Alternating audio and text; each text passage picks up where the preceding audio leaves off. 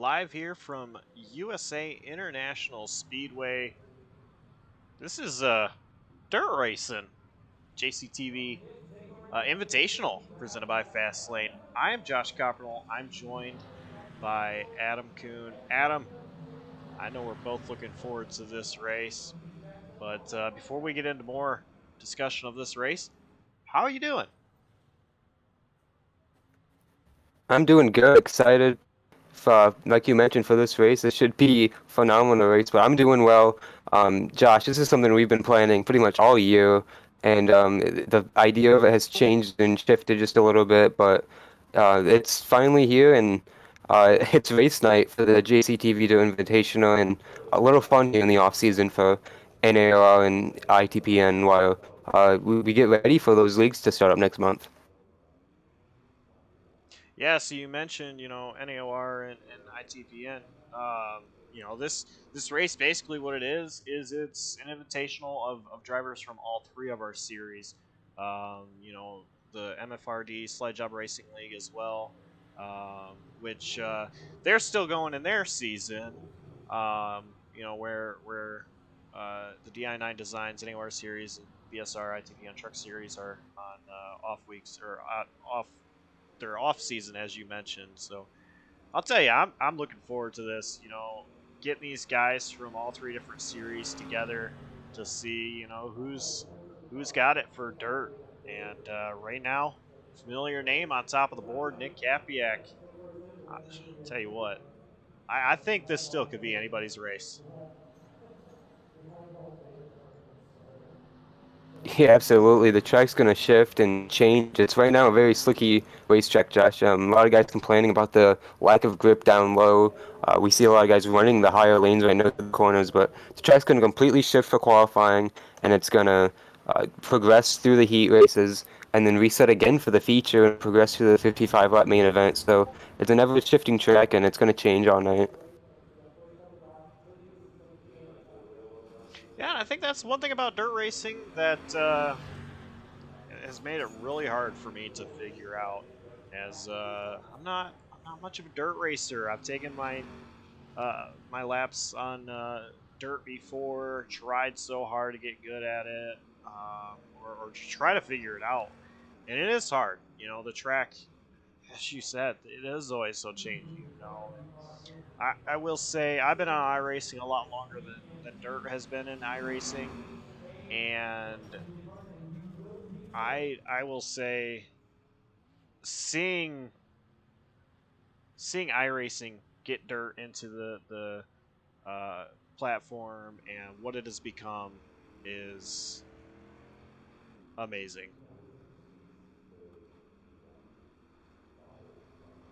Yeah, so many different cars, and now we see these street stocks, the dirt versions of them, of course, and the dirt version of this racetrack. Not really a dirt racetrack, in real life never was, but iRacing made this track come out in 2017, and it's going to put on a show tonight, I think. We've already seen quite a bit of different stuff here in practice. Yeah, actually, something I didn't even know about this. Talk about being demolished, is that you know, first of all, I didn't even know it was demolished, but second of all, it's an Amazon warehouse now. I think that is very interesting, and it's a track that has a lot of history.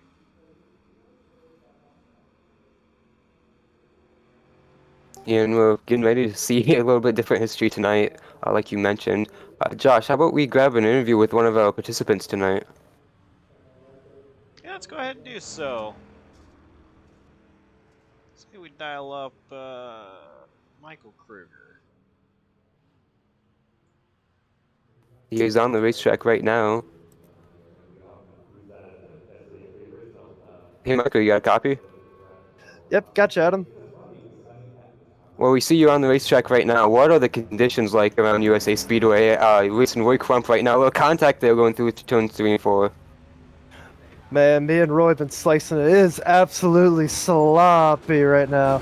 It is absolutely terrible. The bottom is atrocious, as Roy just slid me.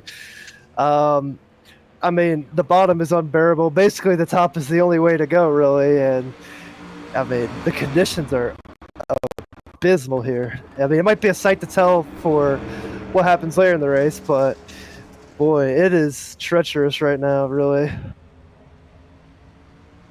So what's the challenge going to be going into qualifying with a brand new select racetrack and no laps on that recently?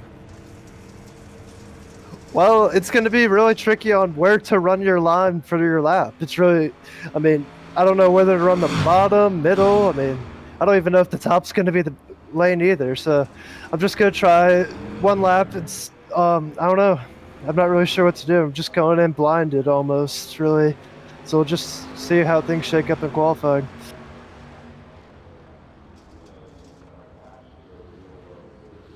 And what do you think about the heat races before we get into that a little bit later tonight?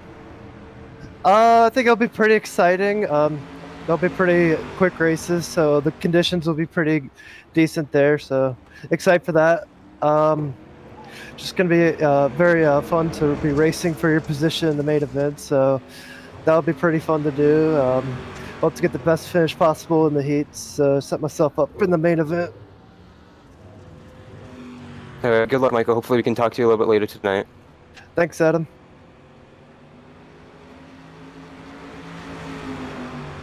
It was Michael Kruger driving that 14 Mobile 1 machine. Racing Roy Crump right now. Very hard battle. They're still going at it right now, in fact. Josh, more contact. Yeah, I'll tell you what.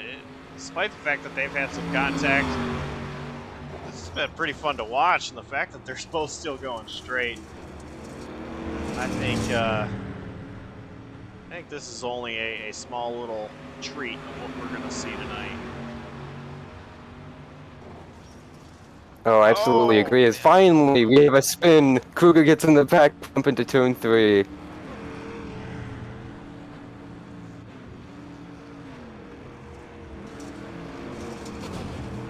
Well, I think we're going to see a little bit of that tonight also, Josh. Yeah, I think we're going to see quite a bit of bump and bang.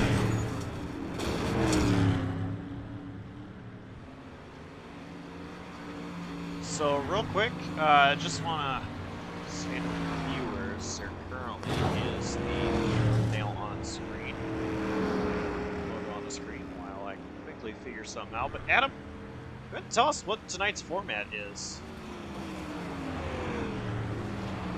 Yeah, we're gonna, like we mentioned, we're gonna move right into qualifying after this practice session wraps up in just a couple of moments. In 2 minutes, practice will end, and we will move on to qualifying for 5 minutes. Drivers will get 2 timed laps. It's gonna be a completely redone racetrack, so it's gonna be fresh dirt pretty much, watered in a little bit. So we're gonna have speeds back up, a lot of grip in the track, and it's gonna be a lot more for these guys to hang on to with the cars. And then after that, we're gonna move into the heat races. A 20-minute limit for the heats. We're gonna run 12 laps, and they have to be green flag laps in those. 3 of them, like I mentioned, and then we're gonna move on to the main event, 55-lap main event, and once again, green flag laps only count, Josh.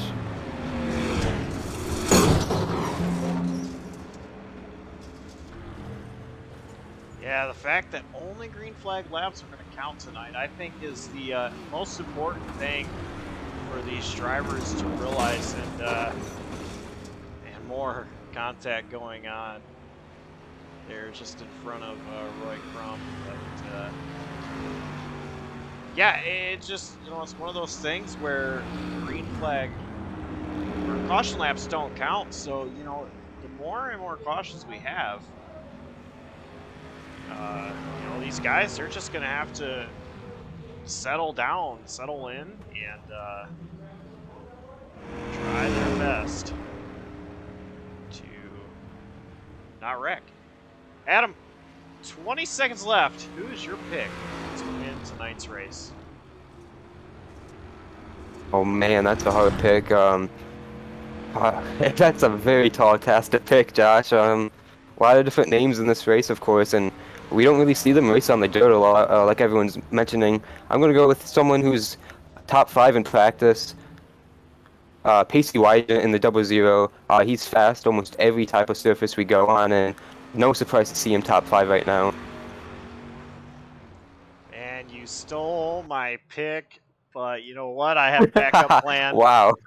I'm going to go with Johnathan Canfield. I think I'm going to sit in third in practice times there. I think old Canfield's going to get it done, though. But qualifying is here, and Jeffrey Armistead, first one out on the track. So track's state has reset to 0, so it is a fresh track. And so speeds, they should be up there. Should be. Like we just heard with Michael Kruger, you don't really know how you're going to drive the car, though, because all the practice you just did was on a completely different surface. And it's going to handle differently. You're going to have more grip in the corners, and speeds will be up if you can hit the lap perfectly, and it's going to be difficult now that the sun's setting here. So off turn 4 to complete the first lap, it is going to be Jeffrey Armistead, 27.183, Roy Crump, P2. Nathan Lehman takes over the pole position so far. A lot of drivers crossing the line. We'll stay here with Jeffrey Armistead as he's off turn 4 for his final time.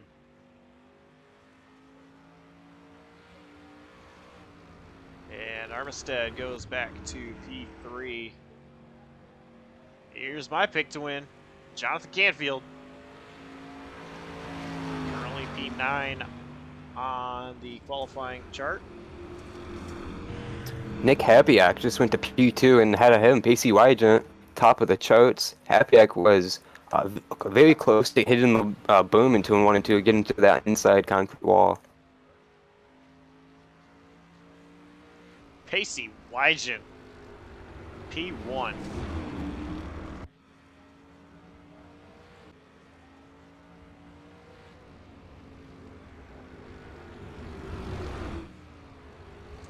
Okay, Nat Kings. Coming off turn 4, going to complete his first lap. P11 for Caden Atkins.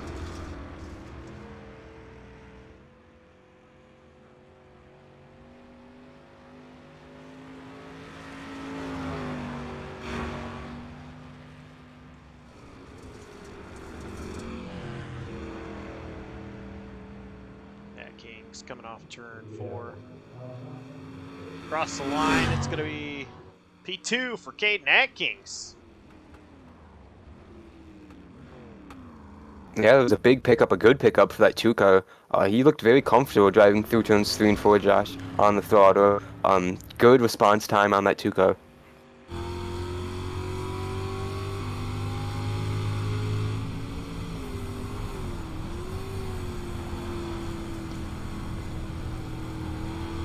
We're riding on board with Brian C. Smith as he starts his qualifying lap. Just to show you what it's like to drive around this track.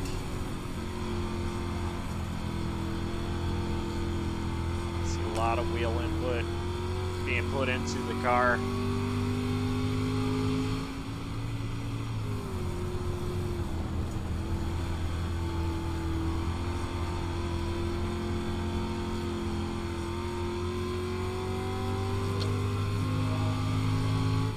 Brian C. Smith up to P3.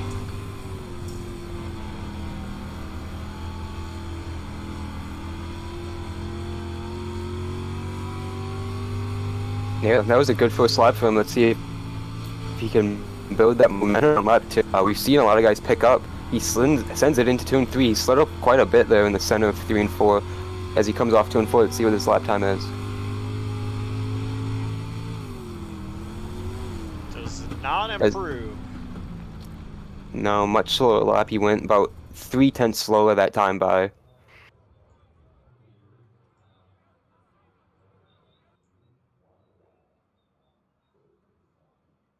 There's only one driver on track. It is Nathan Lehman, who has already completed his laps. He's just trying to get more practice laps in here. So it looks like Pacey Wygent will win the pole and start first in heat number 1. Caden Atkins will start first in heat number 2, and Brian C. Smith first in heat number 3, as qualifying has come to a close now. I'm not 100% sure how ATVO will react to our starting grids for the heats, but we're going to try anyway. And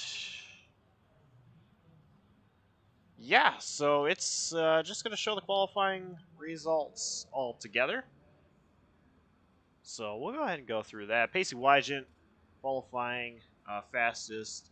Caden Atkins will also be first in his respective heat, as well as Brian C. Smith. Starting second in heat number 1 is going to be Nick Hapiak. Second in heat 2 is going to be Nathan Lehman. And second in heat 3 will be Braden Bolt. Yeah, I'm looking at the grid for this run right now, Josh. It's going to be Johnathan Canfield starting third alongside Nick Hapiak next to him, and then Roy Crump and Michael Kruger round out the next row. So we're going to have, looks like, 6 drivers in this first heat. Josh Arnold is an admin tonight, so he is not participating in the event. We thank Joshua Arnold for his time as an admin tonight. So it's going to be Wygant, Hapiak, Canfield, Mary, Crump, and Kruger for heat number 1. 12-lap heat. Caution laps do not count, so they have to be 12 green flag laps.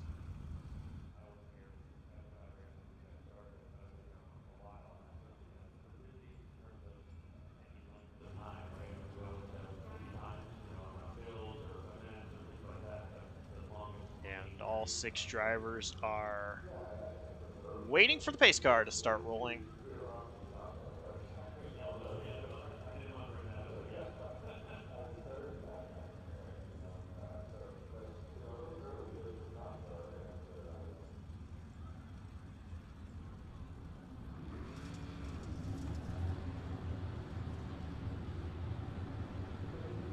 So we've got a driver analyst in here for this heat. Dawson Allen. Dawson, not in heat number 1, but just want to come up here and see what it's like out there. Yeah, I'm glad I'm not racing in Heat 1 because that gives me time to kind of scout the competition, see who I'm going to be racing against, and realize who's going to be bad fast, is going to beat me, and who I'm going to be racing against back at the back. Yeah, it's a lot of fun. I'm excited for this because I'm not very good at dirt racing, so I think it's going to be a lot of fun. No stranger to the booth, that's for sure. Dawson Allen joining us. But yeah, I'm really looking forward to this one. And, you know, some of me wanted to race this, but other parts of me is glad that I'm up here in the booth because I would not look too good out there on track.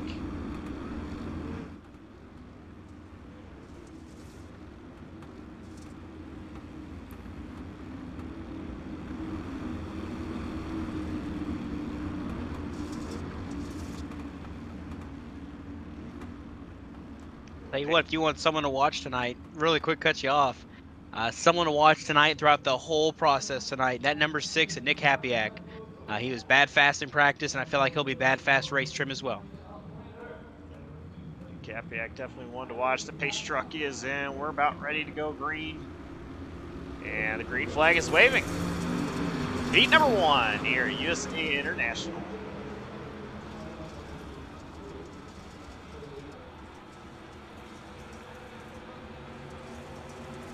See the different lines drivers are taking. Yeah, Pacey Wygant was able to clear for the lead easily in turn 1. Hapiak fell to third, though. Canfield was able to get around it for that second position. Oh, man. Nick Hapiak looking to the outside of Canfield. Wants that position back. Meanwhile, Roy Crump, P4.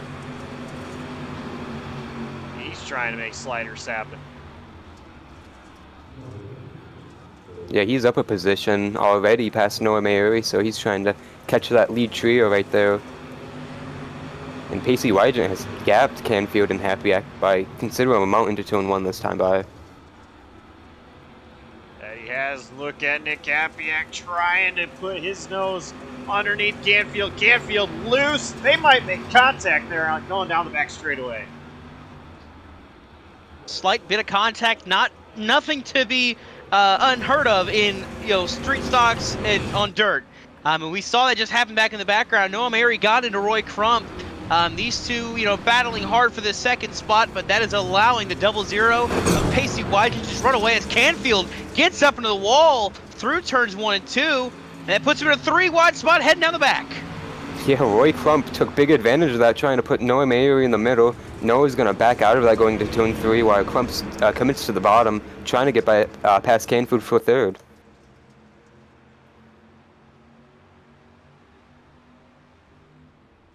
Overhead view from the blimp. See these 4 drivers all together. A little bit of contact there from Mary to Crump. Gonna allow Michael Kruger back into this fight. He's falling to last. He's on the inside of Mayuri, now trying to go on the inside of Crump. And Kruger making a pass on Mary.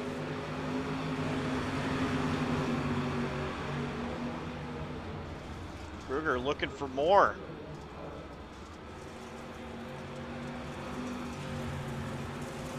Oh, a little bit of contact there on the exit of turn 2. Roy Crump gonna outduel him going into turn 3, but Kruger still holding tough on the bottom.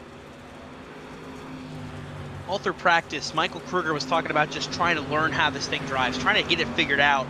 And I'm not sure if he's quite fully figured it out yet, but with this heat race, it's going to give him just a little bit more of an edge to figure out what he's going to have to do when he gets around somebody. And if he can finally get those lines together, that 14 car is going to be a threat in the main event. Over halfway home in this first heat, and Pacey Wygant has almost a 3-second lead over Nick Hapiak, and Johnathan Canfield's right there putting up the pressure for P2. Yeah, Canfield right there with Hapiak. Those two racing hard. Ooh, contact behind them for 4th. That's Kruger and Crump. Traded lanes on the racetrack in turn 1. Crump on the inside of Kruger there for that position, and gets him into turn 3.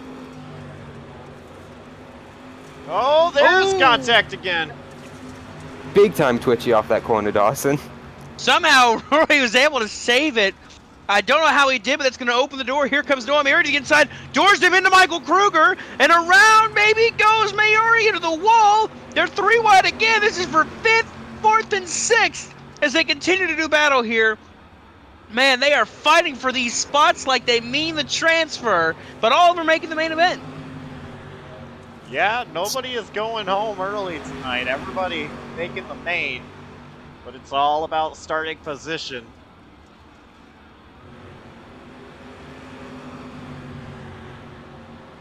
And this is going to be a preview of what you're going to have to do late in the main. You're going to have to get up on it and use the fenders and get used to the bumping. Another thing to realize with this too, this is only 6 cars. In the main event, we're going to have 20 drivers duking it out. So it's going to be a lot of fun. Just watching them battle here, just 3 cars, in a tight group. But now when we get to the main event, when it gets to 20, it is going to be a battle. Pacey Wygant has just continued to drive away, guys. The white flag is flying, and he's almost on straightaway by himself. He's going to go into turn 1 with over a 3-second lead now. Yeah, he is comfortable. And going into turn 3. Checkered flag is waving. It is going to be Pacey Wygant taking home heat number 1. Nick Hapiak, P2. Johnathan Canfield, 3rd, and race to the line. Roy Crump just got Michael Kruger.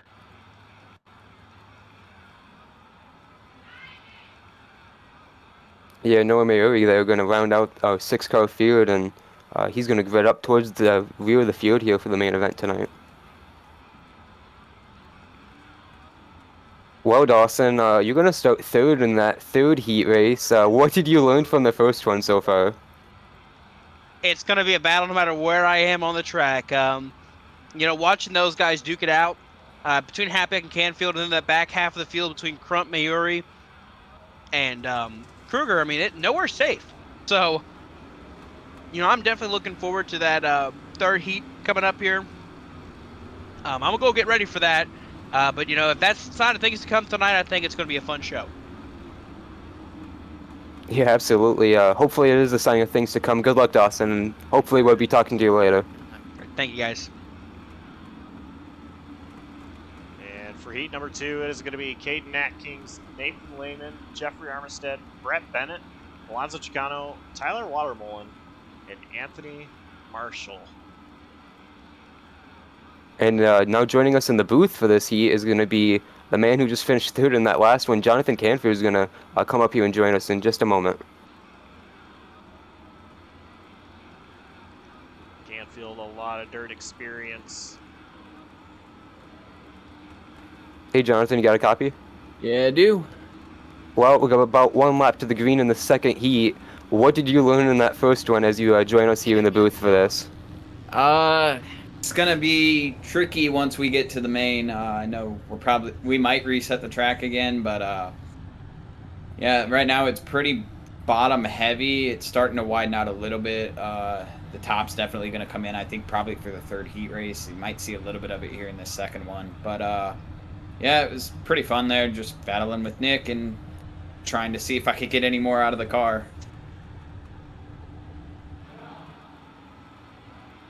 I'm excited to see what these guys do in this next heat. And hey. Yeah, it's time. Pace truck is in. Green flag is waving. Caden Atkins leads them into the Oh, first they're gonna turn. almost wreck. Nathan Lehman did not have a good start, and he started crowding Alonzo Chicano and Brett Bennett in the corner. They make it all through, though. Lehman's still having issues getting through the corner, though. He's fallen to last from second on the grid. He's got no And he's- front clip. Stole it right from me there, Josh. He's missing a front bumper, but not really a big concern here with these cars. Just probably going to hurt that handling a little bit. More contact in turn one. Jeffrey Armistead got on the back of Brett Bennett.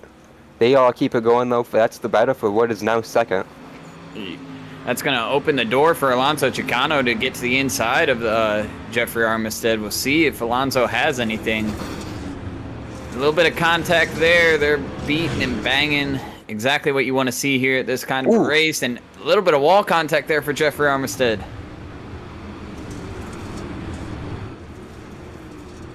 Going to allow Lehman to try and close up. He's gotten past Tyler Watermullen. Puts Alonzo Chicano solidly into third after starting fifth on this heat race. So bump him up 2 spots already. And now he's going to have Jeffrey Armistead back to his inside here. Let's see who has the better run. The top should get the advantage on straightaway, but that time by Jeffrey Armistead had the position. Alonzo Chicano, ooh, little wall contact. That's going to give the spot to Nathan Lehman now.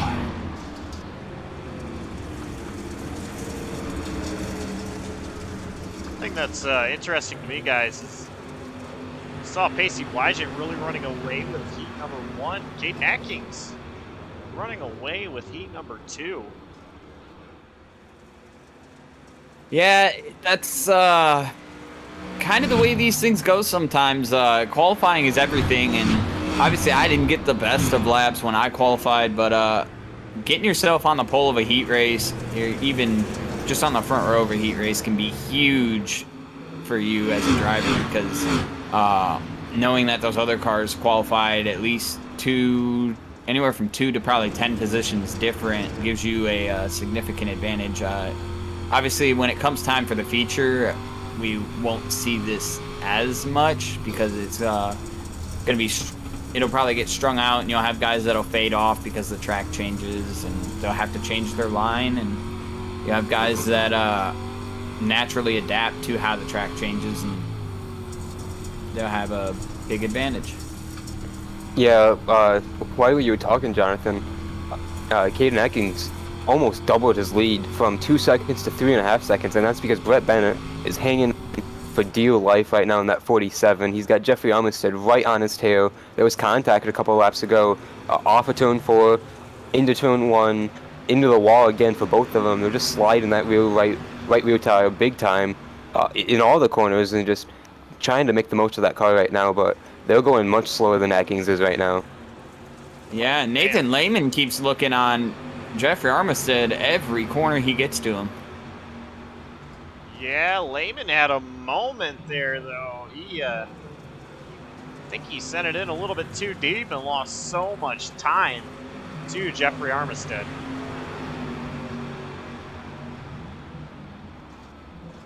And now Nathan Lehman's going to have to deal with Alonso Chicano, who has really now gotten some laps under his belt here after me personally working with him in practice and qualifying, trying to help him figure this out. Now, you give somebody like Chicano time on the track, it's only going to help him improve. So he's all over the back bumper of this 13 car.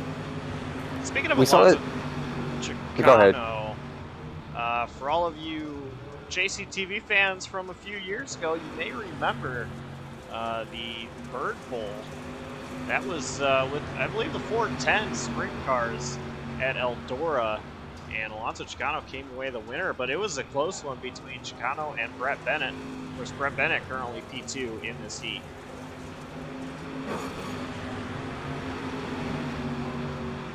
Right now, battle on track is actually between Tyler Watermelon, Alonso Chicano, and Nathan Lehman, and then battle for P2 is Brett Bennett, Jeffrey Armistead. Yeah, those are the battles on track. Everyone else, Caden Atkins is driven away, and Anthony Marshall having trouble getting the handling of that car, but Caden Atkins is going to come here and get the white flag. Yeah, I won't lie to you guys. I convinced Anthony Marshall to do this last minute, so he's just out here trying to do his best.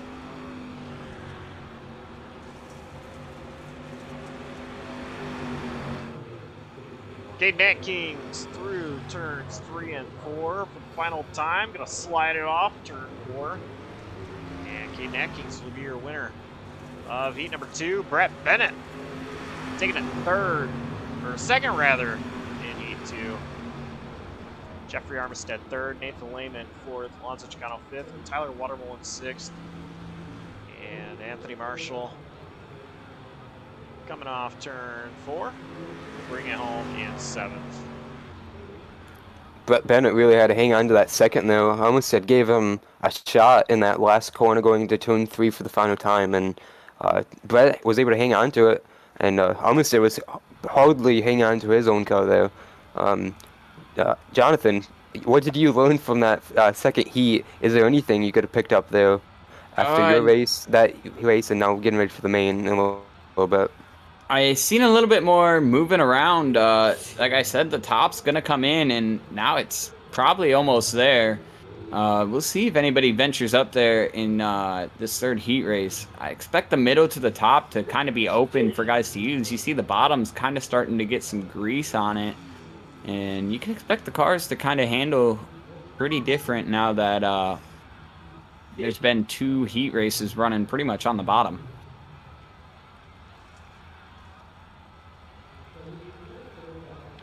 So, starting lineup for this race is going to be Brian C. Smith starting on the pole, Braden Holt, P2.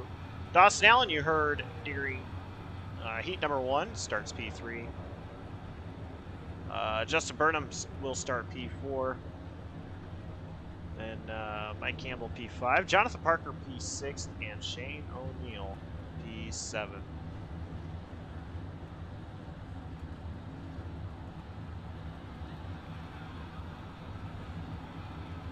Just while we got some calm here, I gotta say thank you to not only everyone watching, but you guys as well, putting on a race like this. It's fun to come out here, not have, normal league race type deal where points are on the line, and just let loose, have some fun, and in a car track combo that is very, very much a fun car track combo.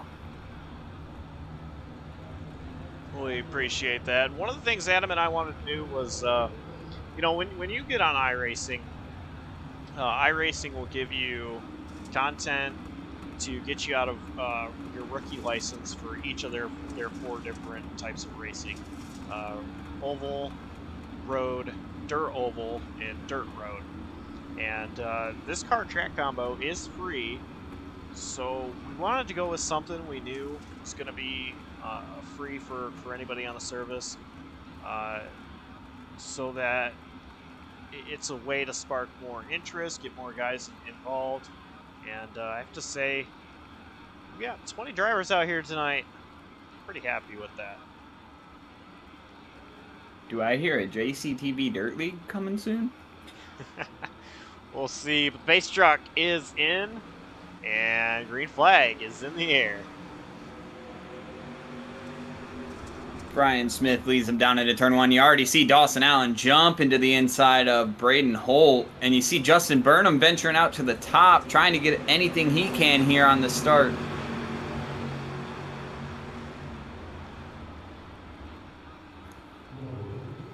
Burnham trying to run up there. He is, you know, the best way to pass is to go where they're not. And everybody's running the bottom right now, so Justin, he's selecting the top. And it's working for him. He is digging around the top right now. Everyone on the bottom having to slow up so much. This is what I talked about, guys. The bottom is getting greasy, and these drivers are having to slow up a lot more than Justin Burnham is right now. I'd like to see him stay to the top as he goes to the bottom there. I think if he stays to the top, he's going to drive it all the way up to the lead, as we have contact behind Dawson Allen and Mike Campbell. Meanwhile, up front, Braden Holt is pressuring Brian Smith for the lead, and so is Justin Burnham running his line. Braden Holt gave Smith a shot into turn 3 last time by. Wasn't quite close enough to make anything happen. Let's see what happens now with Burnham there pressuring that 54. A couple things to take note. One, both of our heats so far, the guy that started first finished first. Two, the second thing to note is we've not had a caution in one of the heats. Yeah, we've been close. We almost just had one there a couple moments ago, like we mentioned with Mike Campbell and Dawson Allen. They apologized over the radios, and they're still going. As we see Braden Holt slide into turn 3, almost loses it there, but he's just gripping it to the inside, trying to keep that second position to Burnham. I'm telling y'all, if Burnham can stay up on the cushion right here and actually get around the corner, he's going to be to the outside of that 54 here in a couple laps. He's just got to commit to stay up there and get that run. Last time by, Brian C. Smith was the fastest on track, but not by much. And Smith goes to the top. Up there. Yeah, I think he just missed the bottom. He's been up there. Yeah, I agree, Jonathan. It's not the first time he's been up there, and I don't think it's been by choice. Yeah, he definitely does not look comfortable on the top right now. The top is such a fine line with any dirt car that you put on any track. You've got to be committed to it, and you got to just go with it. And if you're going to go with it, it can't be by accident. It's got to be intentional. And seeing him miss the bottom there, lose the lead now. Braden Holt out front and Justin Burnham pressuring for that P2 spot. Burnham really wants a spot. He's trying. He's clear. Move Burnham up to P2, but Brian Smith is not going to let him get away easy. Brian Smith now going to cut back down to the bottom and try to get a run off.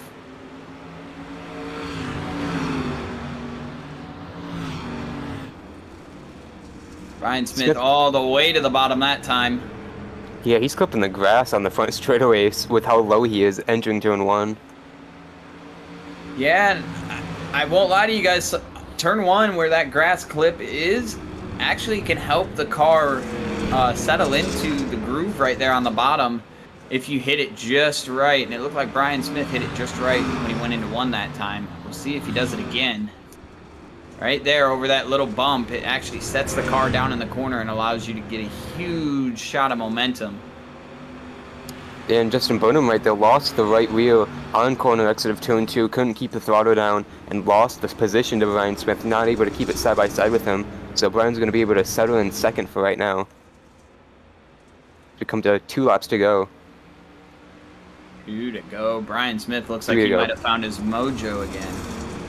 3 to go, actually, but it looks like he might have found his mojo again. He's catching that 54. 54 taking a shallower line on exit, which is actually kind of hurting his straightaway speed. It's going to open him up for somebody to get a run on him if he keeps exiting that low. Oh, but right there, the 420 car just missed the bottom again. That's going to be costly as now the 174 pulls right back up to that back bumper. I'll tell you what, I'm surprised Smith didn't get into the wall. He is really pushing it.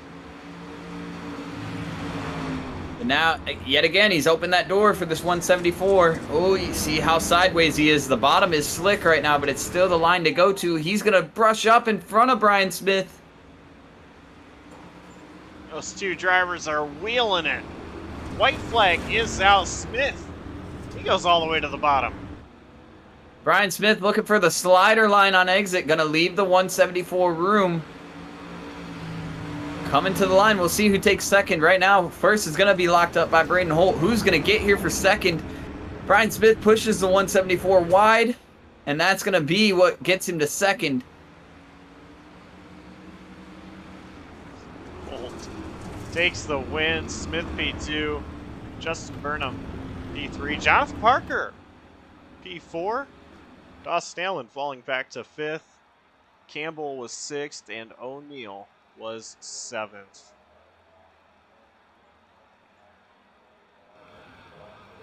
Well, Josh, you mentioned that was the first of our heat races that did not have a runaway leader. Not only that, we had a lead change, and really all 7 cars that we had participate there in that race, they finished on the same straightaway pretty much. It was a really close heat, pretty much the closest one we saw all night. Well, John, thank you for joining us for heats 2 and 3, and talk to you a little bit throughout the race if we get opportunities. We're going to interview our heat winners. 10-4, boys. Thanks for having me up here. Hope to talk to you during the race.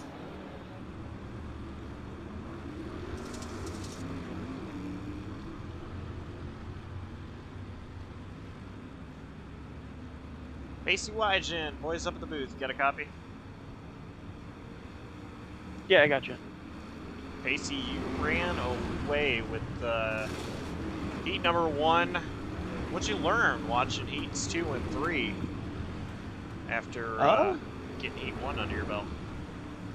Well, I mean, heat 1, the track's got a lot of grip, so don't really learn much, but throughout practice, we were able to really see how the track was going to wear down. I don't know, it's just a lot of cat and mouse with the car. You get too sideways, you're scrubbing speed, but if you're not sideways enough, you're just going, you're tight. Could be a fun race though.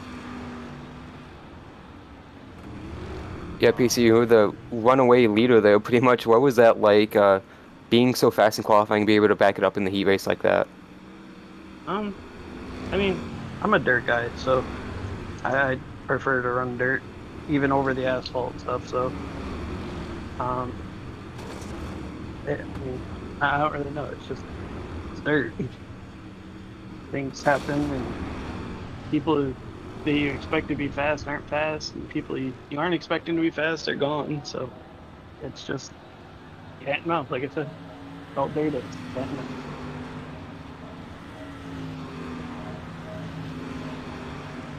Alright, well, before we let you go and get prepped for the feature, who do you have to thank? I have to thank my fiance, she's always watching. Thanks to you guys for broadcasting, inviting me to this. I mean, it's gonna be fun, and hopefully I'm talking to you later. Brady. That was race winner, Heat 1 race winner, Casey White.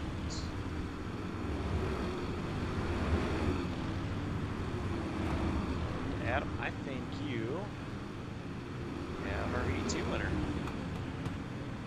Yeah, hey Caden, you got a copy? Yes, I do.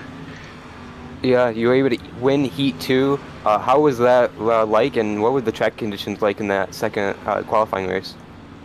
The track conditions were definitely different than the practice. I kind of got in practice like 15-ish minutes late, so I never actually got laps on a fresh track until qualifying, and I was surprised when I put it second on the board. And then the heat race, it was just I figured something out, a little secret that I can't review on the broadcast, but maybe it'll help me for the race.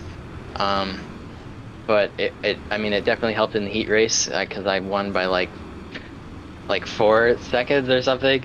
But that was, I mean, that was, hopefully it'll be fun up front in this race. But yeah, the car handled pretty nice, so. Was there anything you learned from watching the other races or participating in this quick warm-up that will help you in the feature? I don't know. I'm kind of questioning if we're gonna get more than one line. I mean, they kind of ran like 2 lines-ish, but I mean, I don't know. It seemed like once you got up to the second line, it was pretty easy to make the pass on the inside. So, from what I saw in the heats. So, I mean, I just hope we get some like nice multi-groove racing. Maybe the bottom gets totally just destroyed, and then we can run the cushion because I love running up there. Even though I did a lot of laps in practice running up there, and I only got a little bit of wheel damage after running there for like 20 laps. So, you know, hopefully don't destroy the car running up there. But yeah. So starting second in the feature, what do you have to expect to start it? Well, just don't completely bomb it into turn 1 and slide up and lose 6 spots or something. But and also hopefully I don't get run over because I mean I haven't started. I guess I've started on the front row, but I haven't started second, so maybe it's a bit different. So I'll probably fall back to third immediately, third or fourth, because who knows how that second line will be. But yeah. All right, who do you have to shout out and thank after that heat win, and yeah, for watching tonight, and yeah, I don't know what to say. Sorry. Yeah. Well, shout out to my Peak Performance Motorsports teammates. I know Noah's in this race. That's all for us tonight. But and then shout out to the old team Full Send Racing that's on the car tonight. That paint scheme's been on that car since like 2018. So there's a bit of a history lesson. I don't know. And yeah, thanks for you guys for putting this on and inviting me to race. And yeah, this should be fun. All right, good luck tonight, Caden. Hopefully we'll talk to you a little bit later tonight. Yep, hopefully. Thank you.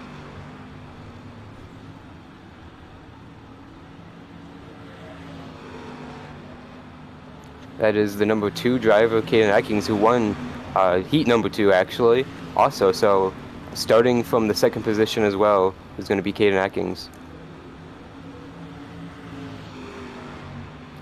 Hey, Brendan Holt, you got a copy? I got a copy.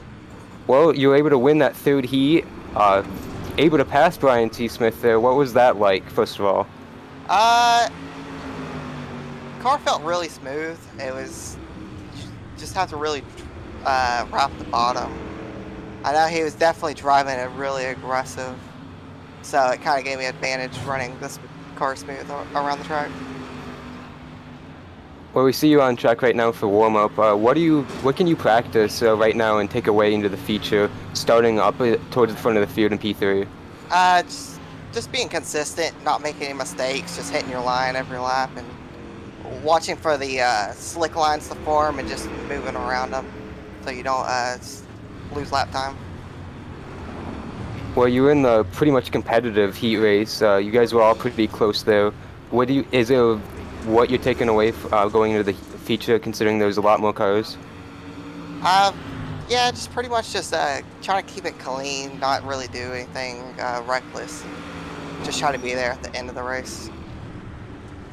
All right, hopefully you're there at the end of the race and we get to talk to you post-race, and you have a great night. You too, bud. Real quick before you let you go, do you have any shout-outs for watching this race? Shout out to my buddy Sammy. He always out there watching somewhere. All right, thanks, Braden. Good luck. Thanks.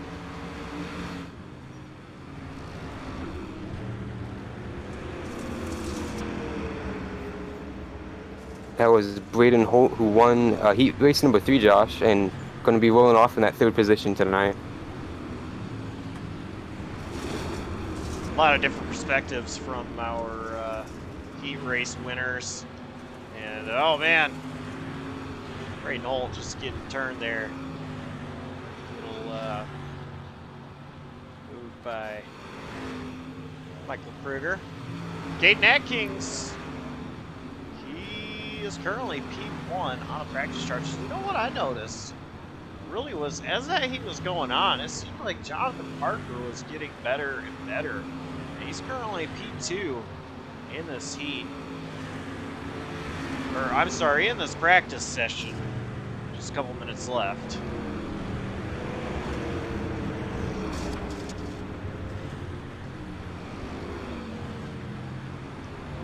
So what you guys are watching right now is just a little warm-up session. Just one last practice session for these guys. Just enough time for us to get some interviews. And get final preps before the 55 lap feature for the JCTV Invitational at USA International Speedway,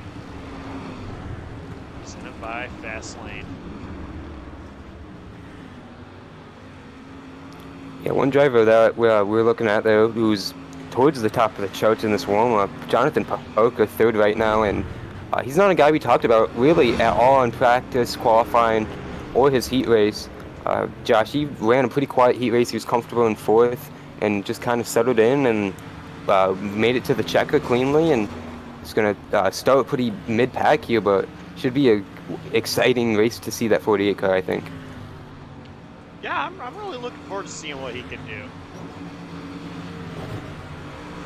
I think he's a driver that's always learning, always trying to find a way to get better, and I think we saw that, you know, in the Laser Sim Racing InThePitsNews Truck Series season that just passed by. Of course, he's a champion, and you know, we saw how he just got better as the season went along.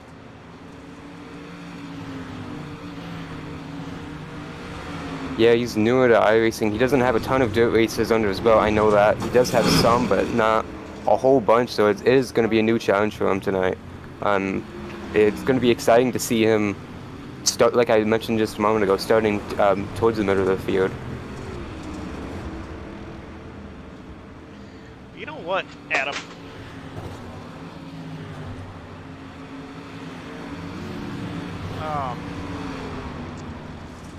I'm curious to know.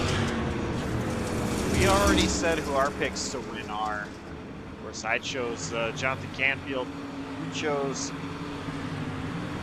Pacey Wygen. I'm curious. Guys watching at home, who is your pick to win tonight? Go ahead and tell us in the comments as this session here, a warm-up session, is wrapping up.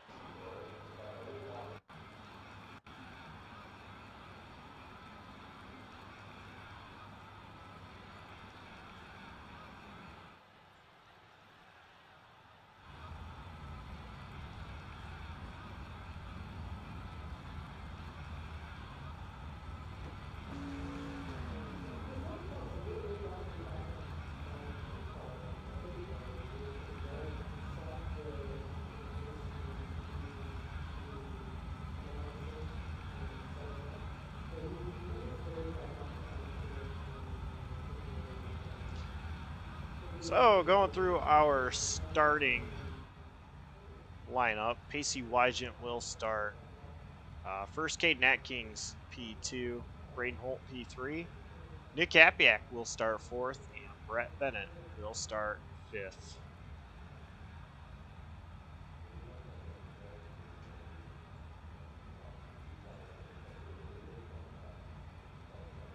Yeah, next to him is going to be Brian C. Smith in 6th. Johnathan Canfield, who we heard from in the heats 2 and 3 in the booth, is going to start behind him in 7th. Jeffrey Armistead next to him in 8th.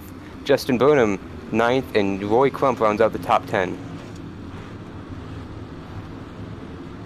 And starting in 11th is going to be Nathan Lehman, Jonathan Parker in 12th, Michael Kruger 13th, Alonzo Chicano 14th, and Dawson Allen will start in 15th.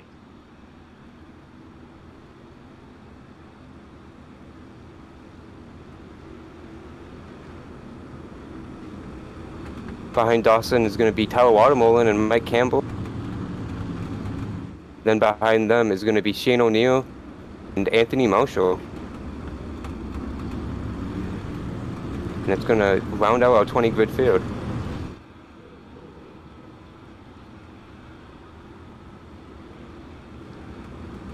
Drivers, 55 laps, green flag laps only are what counts.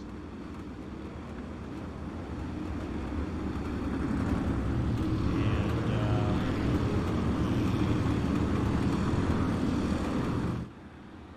it's going to be interesting.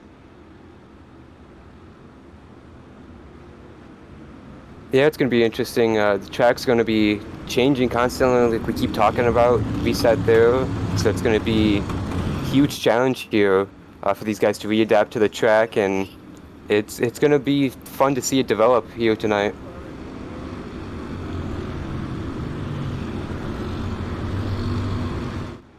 And the pace truck is in, and we're about to go green.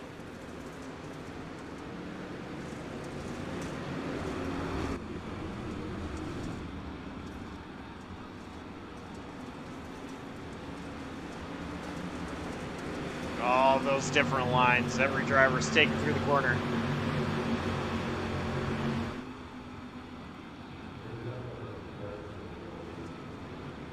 Braden Holt challenging Caden Atkins, though. Your Heat 3 winner. Making a move already. Yeah, in his interview, Caden said he wasn't quite sure how the start was going to go, starting on the outside of the front row. Thought he was going to lose a couple positions. He already lost one. Nick Hapiak there to his inside, very fast in practice, very competitive in his heat race on his inside as they both challenge Holt for that position. And Holt's going to... I'm sorry, that's Atkins going to fall back to 4th place.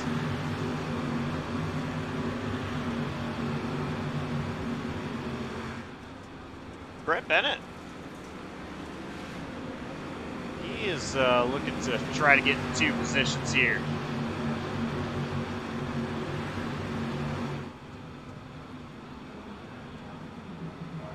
Just behind him, Johnathan Canfield's up a couple spots. He's on the move, running the higher line. He was talking about Justin Burnham running that line to his advantage in the heat races he was calling up in the booth, and he's running right behind Burnham now, trying to use that line to his advantage. And here comes Bennett past Atkins, now on the inside of Hapiak.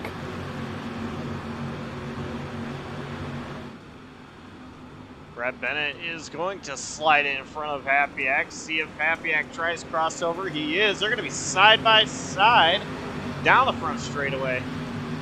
Brad Bennett, he's making moves happen. Hapiak's going to slide in the center of the corner, allow Atkins to challenge his nose in there for a moment. Can't do anything off corner exit. Hapiak's still there, even with Brett Bennett. Really strong night from Brett Bennett. Second in his heat race, and right now challenging for 3rd.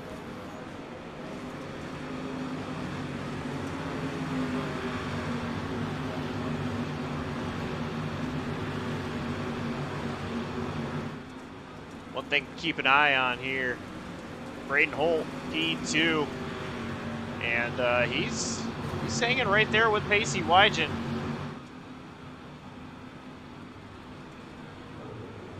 Holt is trying to close in and take the lead. Go ahead, Adam. Yeah, I was just going to say, Wygen hasn't been able to build up a lead like we saw in those heats at all. Very close right now between these top 2.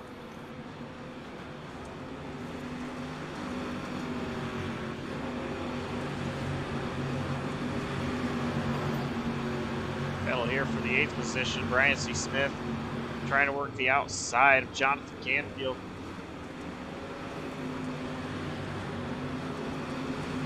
Oh, Canfield's going to go wide and hit the wall. Brian C. Smith will take the position.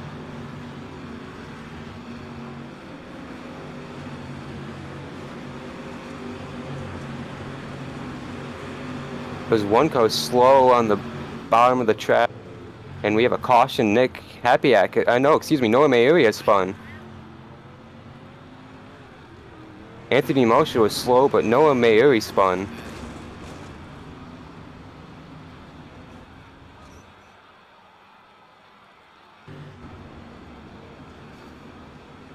See right here, Noah Mayuri.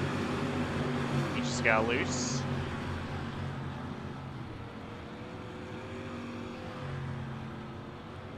First caution flag of the night. Surprised it took this long to get this at this point, though, Josh. Yeah, I agree. We went caution free in all 3 of the heat races. Surprised me a lot. And then get 7 laps into the feature before caution coming out.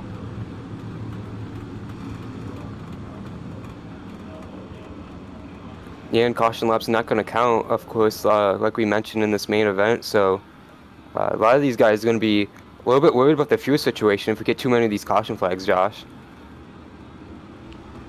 Yeah, dirt racing is pretty interesting with their rules.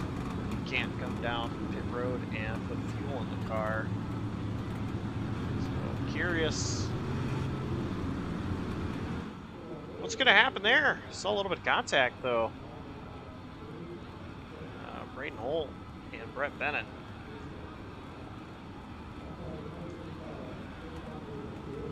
Gearing pacing.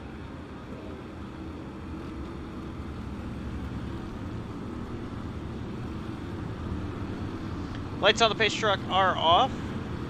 It'll be 1 to green. And I believe we have had our first retiree, number 4 of Anthony Marshall.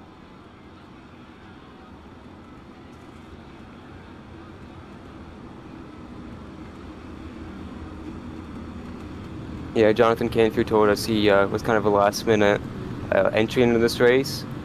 He was running at his own there at the back of the field there, racing with Shane O'Neill, but had an issue at one point. He was very slow at the track before that caution flew and came into pit road before he disconnected.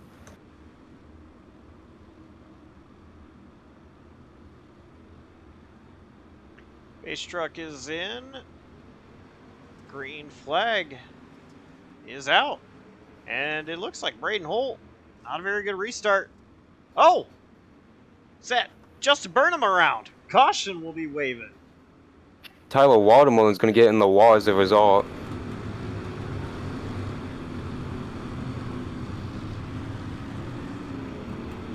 This is the one thing about cautions. They say cautions breed cautions. And Ooh, looking at the replay, Josh. Yeah, cautions breed cautions, definitely. But looking at the replay, it looks like Burnham just went into the corner hot and got loose under him and pretty much used Jeffrey Armistead as a brake, and it spun himself out. and Armistead was able to hold on.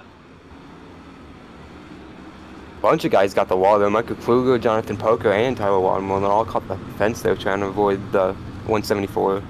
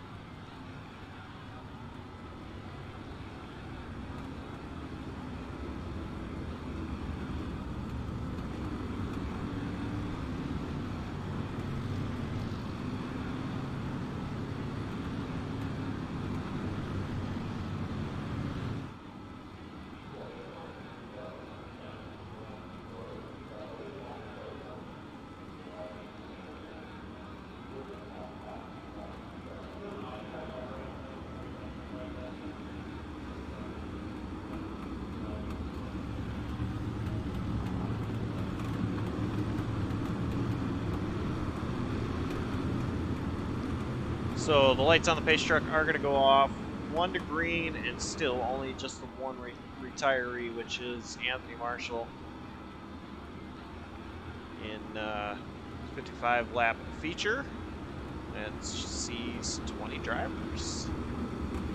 Macy Wygant going to restart once again from position number 1, and we're looking to complete 9 laps. 46 to go when we take the green flag here for the 3rd time in the feature. Pace truck is off, and in the hands of Macy Wygant, green flag is out.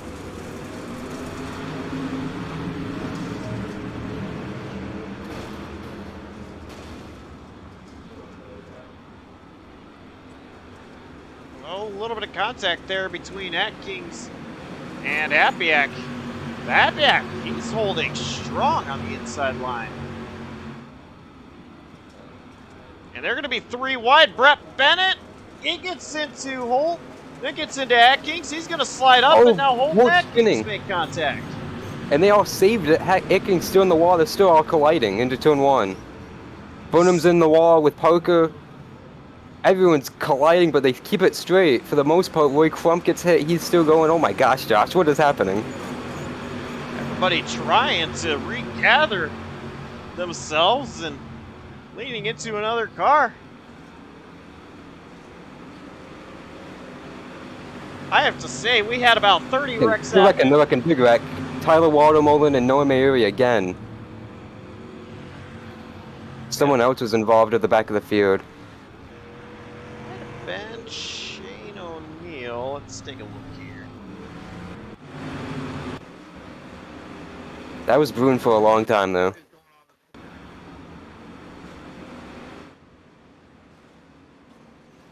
Oh, that was going to be Mike Campbell. 71 involved as well. Yeah, it looked like Watermolen got in the corner, door to door with Burnham, and just contact there went wrong. Noah Mary, nowhere to go.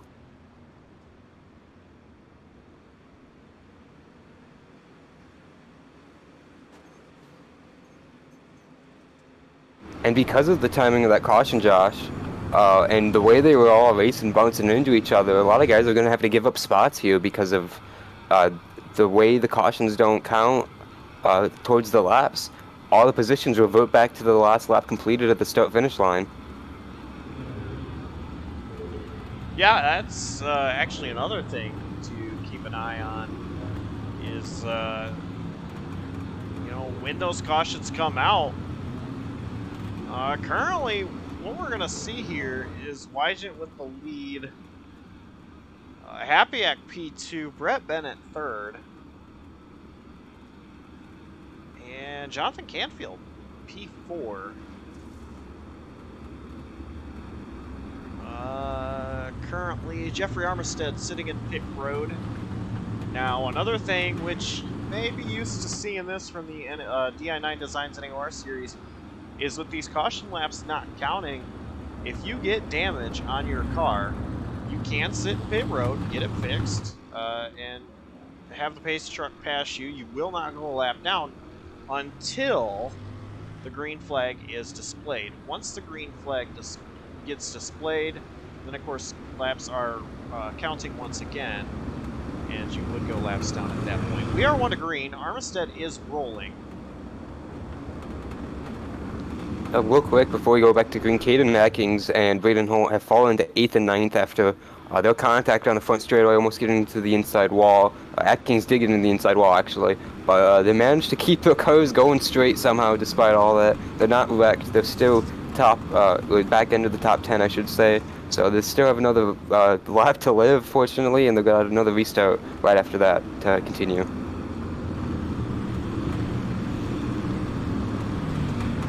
So the field in the hands of Pacey Wygant once again as the pace car comes down into pit road. Green flag is out. And oh, Brett Bennett. A little bit of a shot to Pacey Wygant.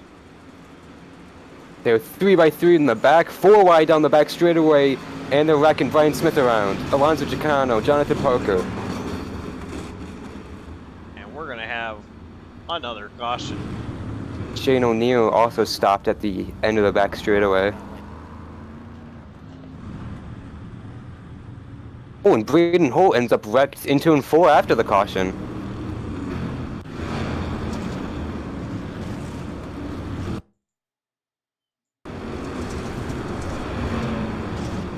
Nathan Lehman, the first one to spin, he had contact with, I believe, Dawson Allen. So there was Braden Holt spin.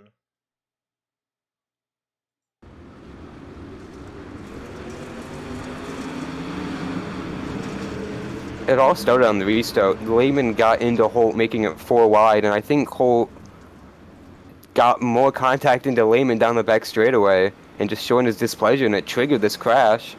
Well, neither one of them wrecked, but then Holt goes in the next corner and then wrecks finally after a chain reaction pinball with Dawson Allen being in the middle of it.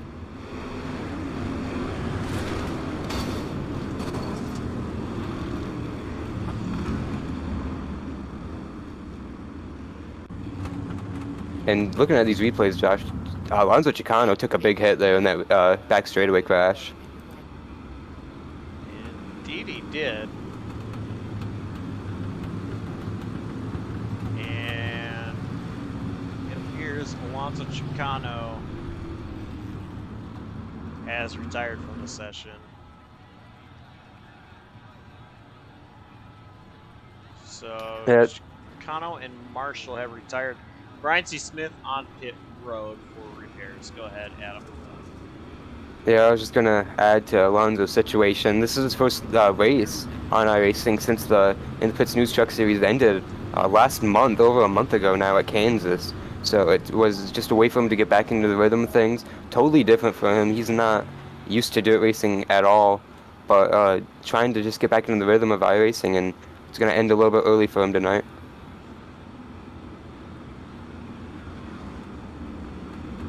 Very unfortunate for Alonso Chicano.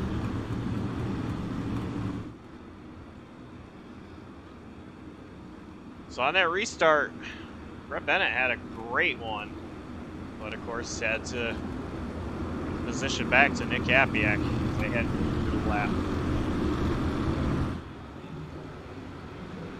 Green flag once again. 42 laps to go. Oh, Canfield missed a shift. And it stacked up the outside lane. Lehman got into it. They all keep rolling though.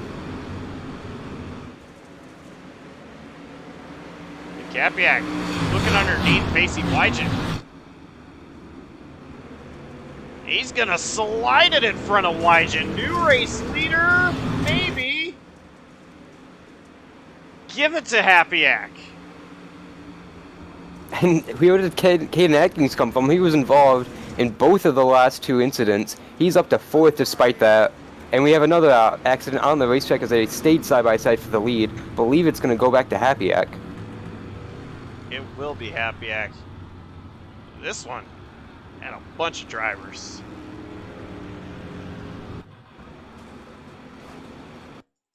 Dawson Allen just came on the radio saying he was on the brakes so hard, and he got on the bump going to turn 1, and it just got away from him. And you mentioned carnage in turn 1. 4 or 5 cars just stopped there.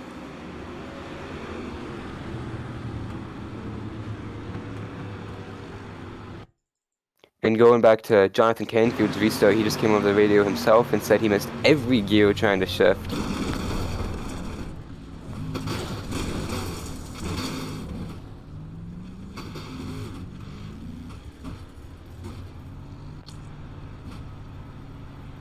And Nathan Lehman got hit there quite a few times once Noah Mary slid in there and shot Dawson back into him.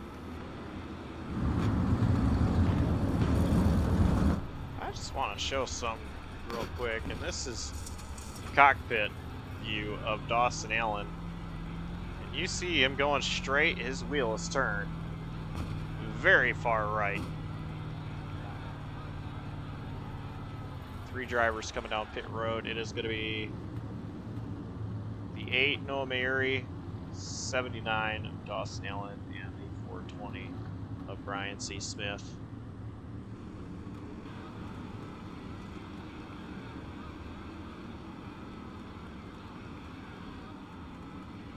Through all this, Michael Kruger has raced his way up to 5th. He was really in the hornet's nest to start the race. Hadn't really gotten out of it, but with all these latest incidences and guys going to pit lane for damage repairs, he's clawed his way up to 5th in that Mobil 1 machine.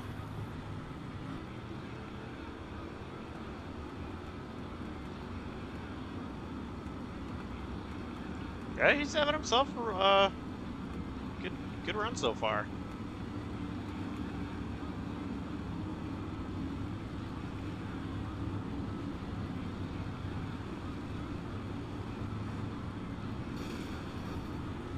There's 1 lap to green. Drivers are single file here. Yeah, we've had a lot of consecutive cautions there. I guess it's just the iRacing procedure. It happens every once in a while when you get, I believe it's a caution on the restart lap. We only completed 1 lap, so it is going to go into effect here with this rule. And the base truck is in. Single file restarts. I think Brett Bennett just try to get a little greedy there. Oh, and he's going to completely miss the bottom.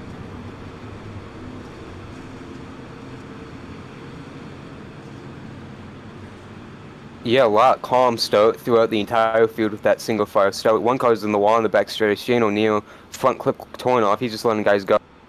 They go around him with all that damage to him. Casey Wygen retakes the lead, but Nick Hapiak had a huge run. He's going to dive it into the corner. Make contact with Pacey Wygen.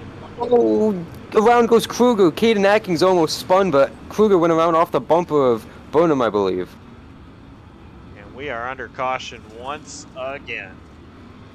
Jonathan Parker, Jeffrey Armistead, and Nathan Lehman again involved in this, as is Dawson Allen once again.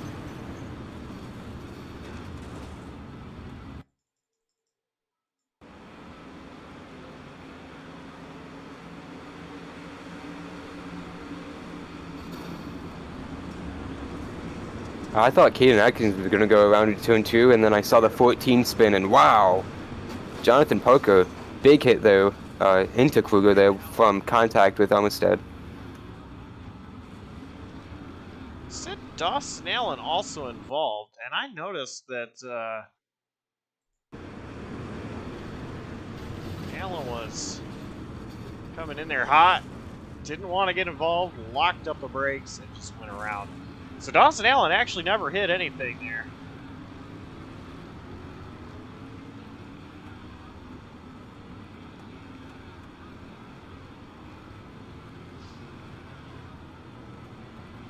No surprise, we got busy pit road again for drivers.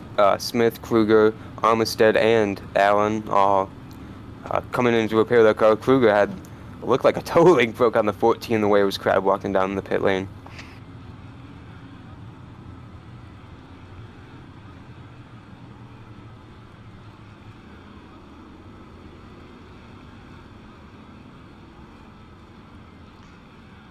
Pacey Wygent, once again the race leader. He was able to get around Nick Hapiak and take the lead back. So it's going to be Wygent, Hapiak, Bennett, Atkins, and Roy Crump, top 5.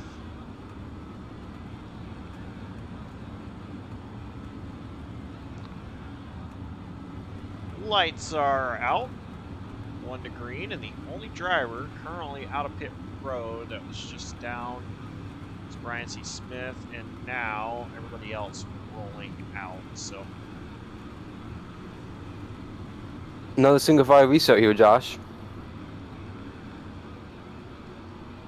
yeah, and you know, one thing I really noticed was that 47 was running a little wide. Let's see what he does here. His pace truck is in. Green flag. Hapiak not really aggressive on that restart, able to draw a little distance between he and Pacey Wygant there, and Brett Bennett looks like he wasn't having any of it, went straight to the top, 3 wide for second contact with Atkins. I don't think Bennett knew Atkins was down there. Atkins, though, still trying to take the position. They're both going to clear Hapiak. And Atkins side by side with Bennett.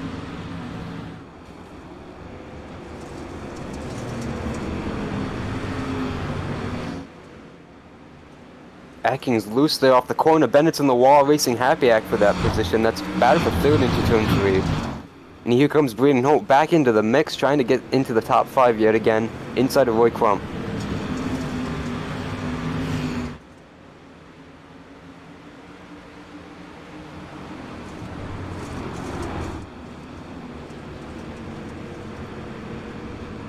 Hapiak had that spot cleared over Bennett on the front straightaway, or off turn 4, but Bennett was able to get the run down the front, off his corner speed, and he's able to keep it there off of turn 2 as well.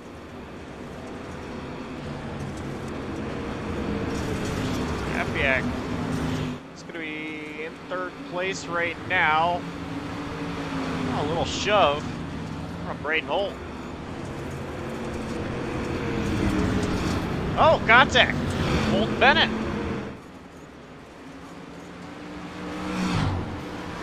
Canfield's in the wall in the background. Yeah, a lot of drivers. Out of the wall.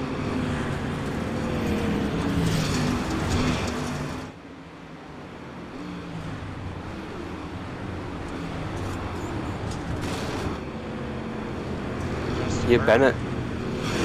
Go ahead. Justin Burnham struggling now. Oh, contact just behind him. Mike Campbell got taps from Jeffrey Armistead. They're both able to keep their cars straight. Battle for a top 10 spot there. As just ahead of him, Noah Mayer, a huge slide, able to keep the car underneath him for the moment. Off turn 4, fishtailing again. Gonna lose a ton of spots there, but able to keep the car straighted.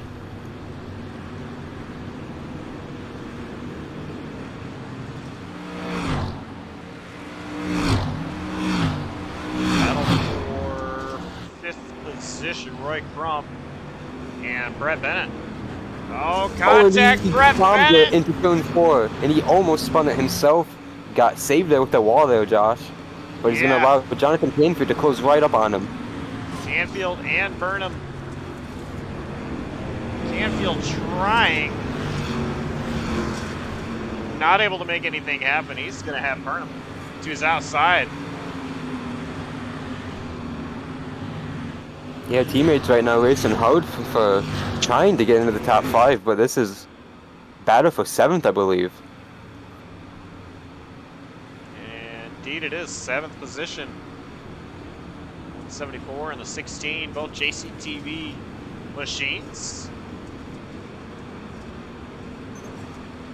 Oh, Brett Bennett up in the wall. That opens up the door for Canfield. Burnham had nowhere to go, and now here comes that 68, Tyler Watermullen.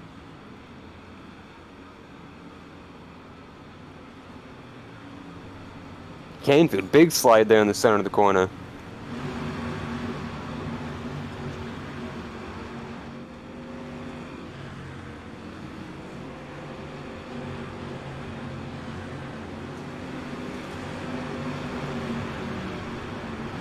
Canfield trying hard to get around, but we have a caution. It is going to be the 13 of Nathan Lehman.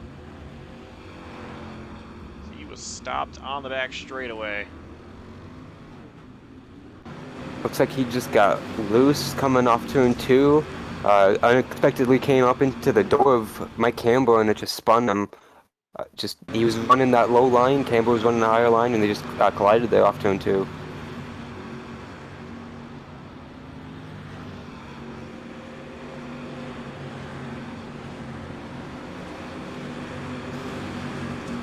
And just a little bit of contact is what it took.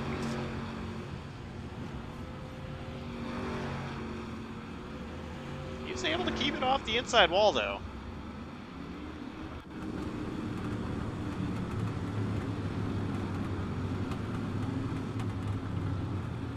lot of drivers coming down to get damage repaired.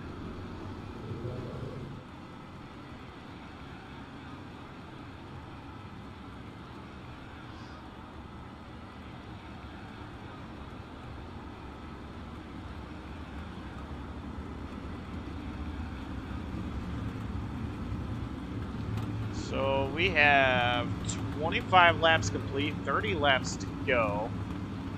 It'll be 29 when we go back green.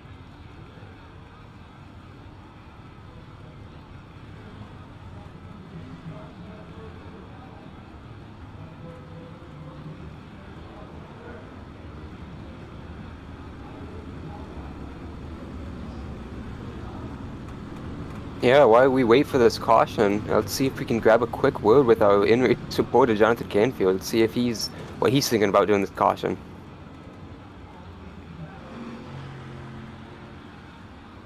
We are at 1 to green. Yes, how you boys doing? Real quick, Johnathan, what has it been like out there? The bottom is gone, and the top is not fully there yet. But we've still got more than half the race left, so we'll see what happens here. All right, thanks for your time. We're about to restart, so good luck in there. 10-4, boys. Thank you. Next truck is in. And green flag.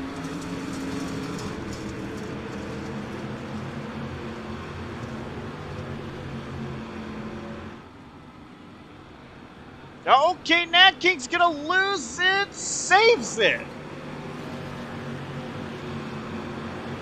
I believe Hapiak got in the wall there, and he's losing a ton of spots as himself. Roy Crump gonna send it in there. Hapiak, I think, saw Nat King's get sideways, and he went way wide, and I'm not so sure he got the wall, but he was very close to it. Losing a couple positions as a result, but here comes Braden Holt. And now, what looked like it was going to be a struggle for Atkins and Holt, winners of Heat 2 and 3. All of our Heat winners, first, second, and third.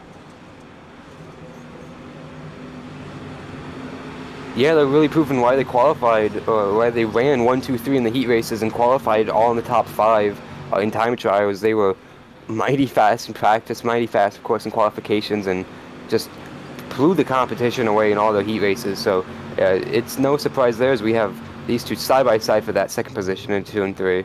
Atkins really high up there, almost got the wall. If he didn't, he's really using that top line to his advantage right now. But Holt's got the position easily over him. Yeah, Holt has it.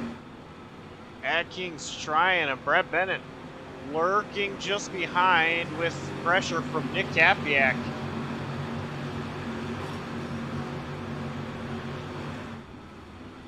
Yeah, here comes Brett to the inside as Holt in the wall just ahead of him. One thing, Josh, to keep in mind with all these damaged cars, the single fire restarts we have now, it's going to be quick to catch these lappers. 18 cars still on the track, and it's not going to be too long before Pacey Wide can catch lappers if we get in a rhythm here and run some green flag laps. And these three are all licking their chops, knowing that they want to be that first car to catch Pacey if that is a opportunity that's going to happen. Yeah, you hit the nail on the head with the hammer with that statement. Look at Brett Bennett go, though. He is doing a great job working the inside of Caden Atkins and doing his best to keep it clean, but we are under caution, and once again, Nathan Lehman around. Yeah, this looks like single car spin in 2 and 3, Josh. Indeed it is. Lehman, he's having a tough night.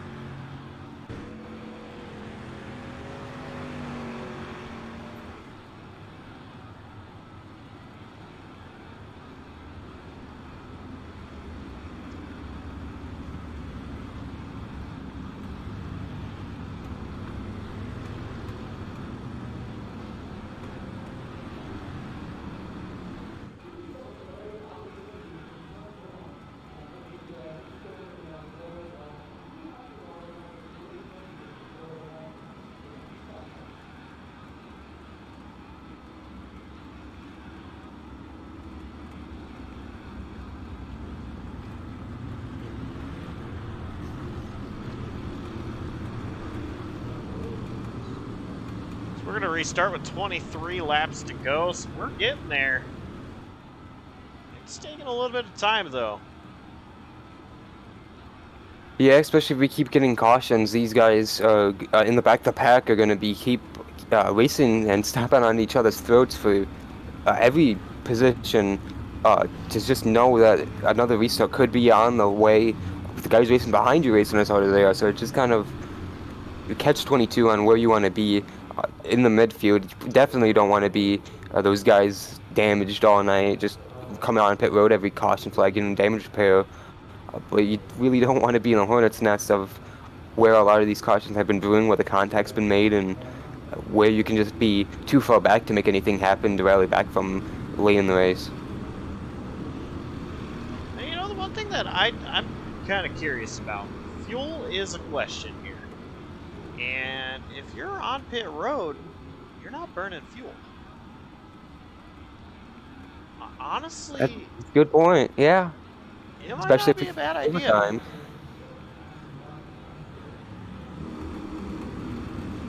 It really might not be a bad idea. But it looks like we're going back to double foul restarts here, Adam. Yeah, Josh Arnold, our in-race admin, made that change when the last caution flew, so it's going to be interesting here with Braden Holt right on the door of Pacey Wygen into the restart zone.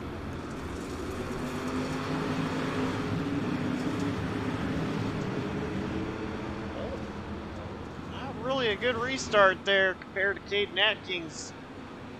But Really Atkins, loose on the bottom, and Hapiak's going to react and spin because of it. oh, big damage. Oh man, and Nathan Lehman involved as well, and even ahead of this contact.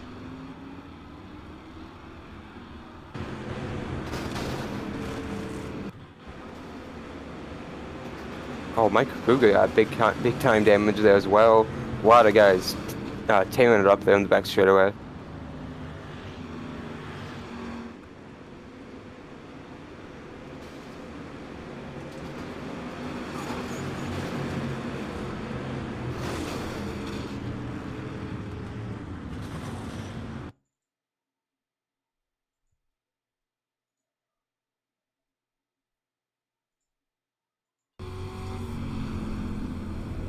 Look from Michael Kruger's view.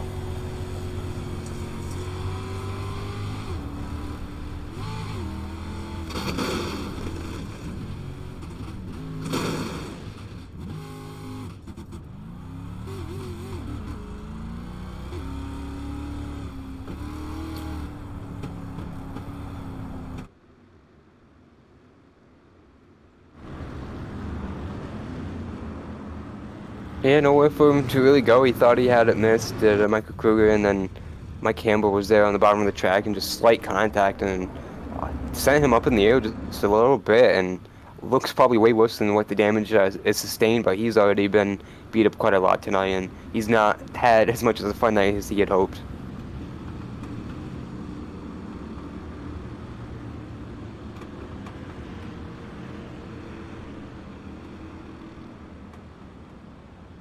Now, Josh, I was watching them pace under this caution before the lights went out on the pace car, and they were running pretty slow compared to the pace truck. Pacey Wygen was leading the field, about half a track behind the pace truck, pretty much. Nothing to assume other than fuel saving, knowing where we are at this point in the race and the situation going on. I think you're right.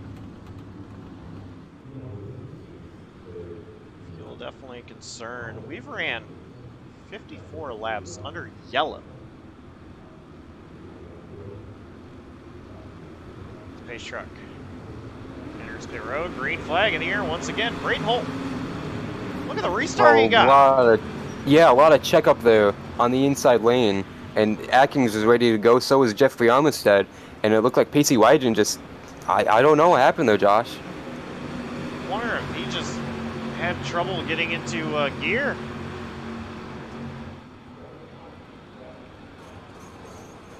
Kane Atkins is going to get in the wall in the background, racing for 4th position with Armistead and Bennett.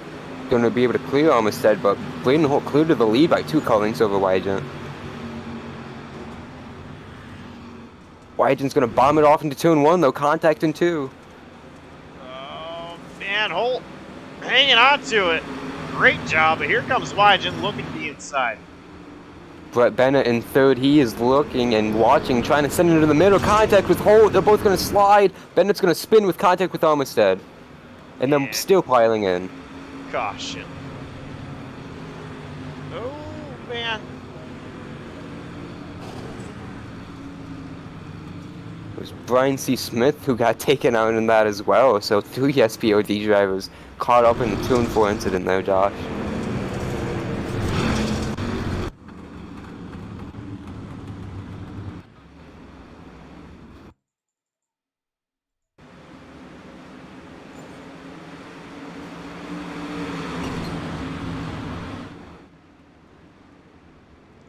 From the blimp. And yeah, just contact.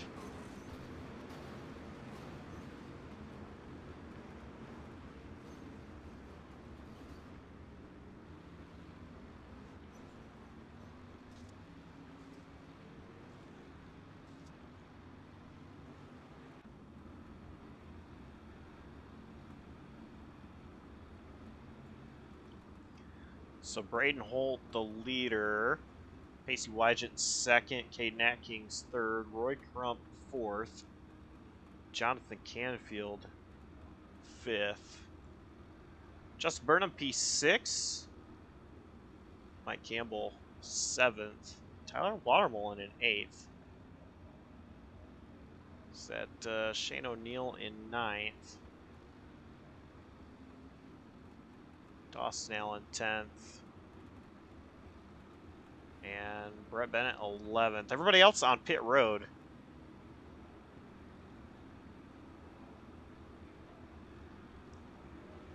And we're going to restart with 20 laps to go.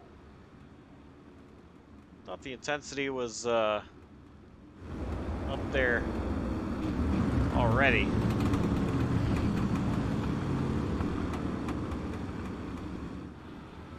Yeah, it's definitely going to be ratcheted up for this restart, especially with Flip on this front row with Holt on the inside, Wygant on the outside.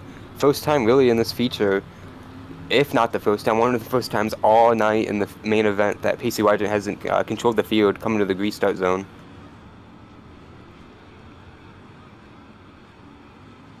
So Braden Holt looking to have a good restart. 20 laps to go. And the green flag is waving.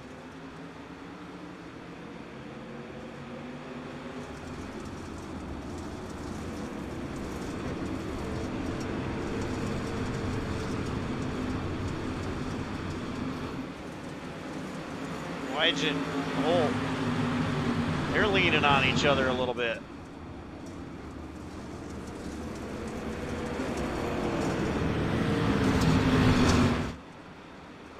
Holt trying to take advantage, and the caution is out. And Wygant was ahead at the line. I think Braden Holt's going to have the lead still. That happened just before the line. They might give it to Wygant, though, and it appears Holt's not taking the position. Let's see, though. What? Jonathan Parker, I believe, is the caution. He spun around in turn 4, and he's had a pretty tumultuous night. He's been damaged since, I believe, one of the first incidents, and he has not been able to get outside of the top, or outside of the bottom 15 since then. Bottom 5, I should say.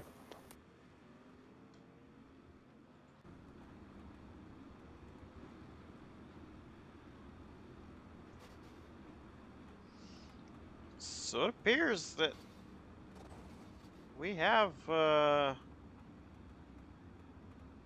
some issues under caution. Is not quite what I was going to go with that, but yeah, a little bit of contact there between Atkins and Holt. Yeah, I'm not quite sure what that was. I saw almost the same thing almost go on the back straightaway the lap before. Just Atkins just rolling slow underneath hole and a little slight contact, and same thing just happened there in turn 1, except Holt turned a little bit more aggressively, and there was the grass. Braden Holt, driver from the DI9 Designs NAOR Series, and Matt King's a driver from the MF Racing Designs Slide Job Racing League.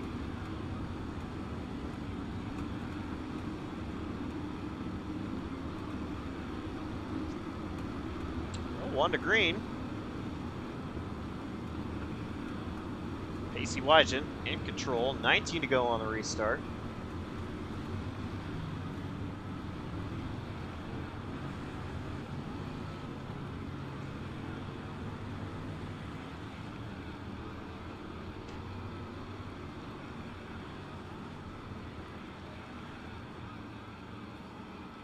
Still only 2 drivers retired out of this one. Anthony Marshall and Alonso Chicano, but the green flag is in the air. 18 cars still with a chance to win.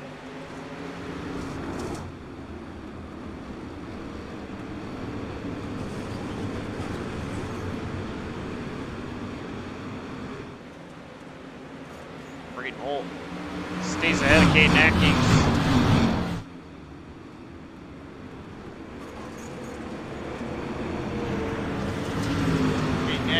Braden Holt side by side.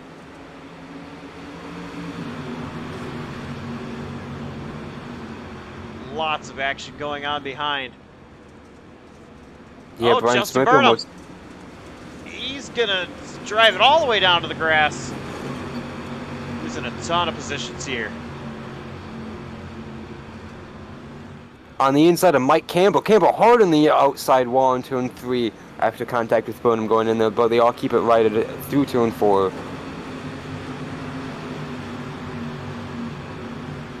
Back up front, Atkins still on the inside of Holt for that second position. Just barely eking out ahead of him through the center of 2, but he's going to lose all that momentum down the back straightaway. They're almost nose to nose even, but the caution flies. And it is going to be for Jeffrey Armistead. Yeah, racing Michael Kruger there, Brian Smith, and he looked like he was on the grass maybe a little bit there, Josh. Got it, Brian Smith, and then Mike Kruger helped him go all the way around.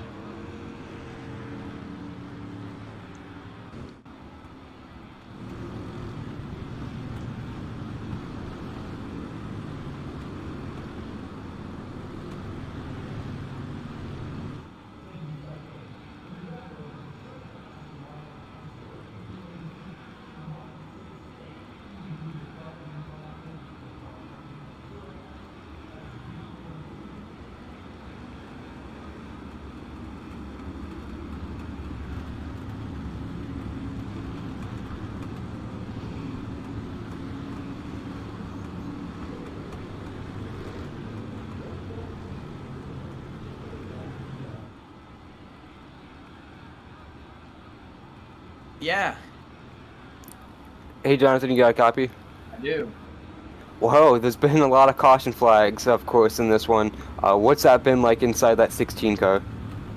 Just keeping a watch on the fuel because it is close, but it's not very close for me anymore. Luckily, all the cautions, I've just been able to clutch it. Keep the fuel in here. At the start of the race, it was looking close, but really, I won't lie, driver's patience is running out. I don't know if you guys were watching. I have bumped the 70 quite a few times for being in my lane, and I'm not going to say I'm going to do anything, but just as the laps wind down, I'm sure I'm not the only one that's going to get their elbows out and race a little bit for this. Well, you're just outside the top 5 here as we get ready to restart. What do you need to do to get up there and race for the podium? I need the top to be clear and me to be able to run my line without having to check up for somebody. All right, well, best wishes on that, and good luck to you on this restart and rest of the race. Thanks, guys.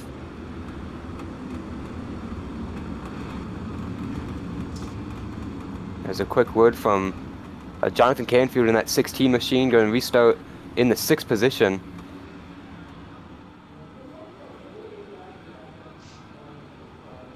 Pacey Wygen Braden Holt, Caden Atkins, Roy Crump.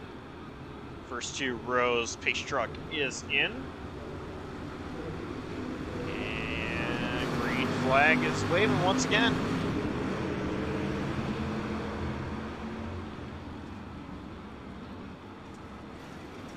Oh, Dawson Allen's gonna get turned. Caution. And there are 4 or 5 of them piled up in turn 1. Shane O'Neill, Tyler Watermelon, both driving away from it finally.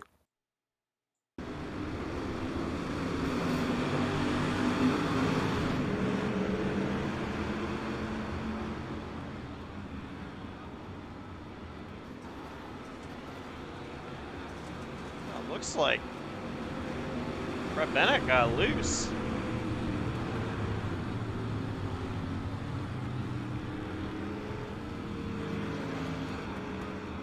Yeah, Josh, do you want to take a guess on what Brett Bennett has just, I don't want to say blame, but attributed that to?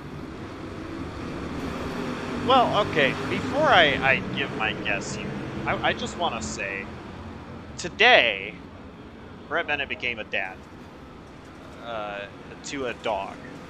He adopted a dog today, and so my guess is, was it his dog? Yeah, he said his dog dropped a ball in between his legs on that restart as soon as the green flag came out, wanting him to throw it. So that's what he attests was the result of that. Yeah, you know, sometimes pets, they can get in the way of sim racing a little bit, you know.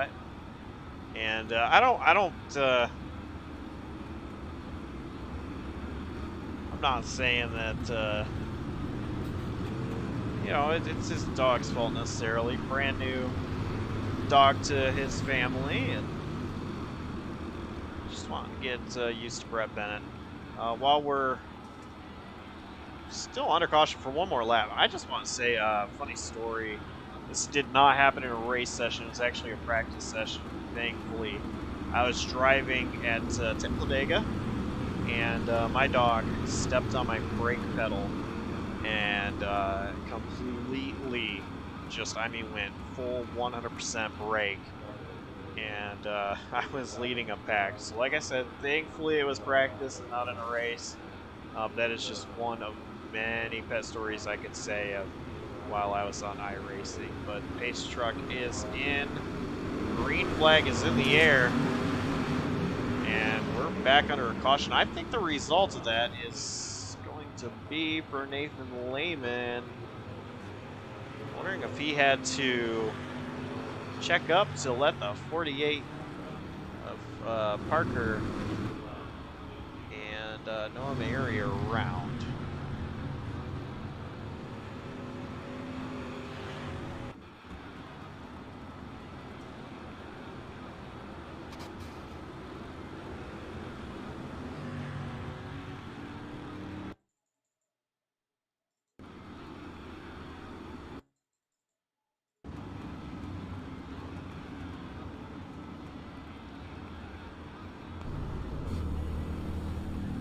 Right here is Nathan Lehman. Gets into the inside wall a little bit. Looks like he got stuck.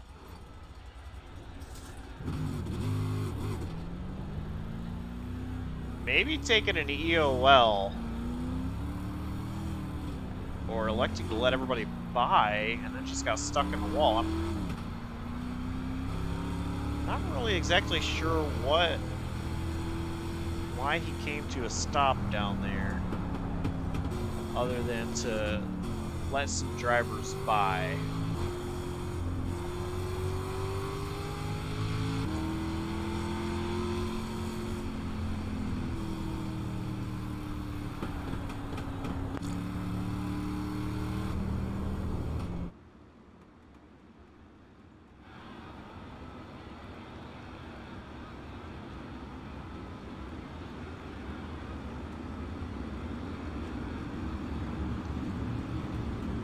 We are going to be 1 to green this time. 14 laps to go. We go back green.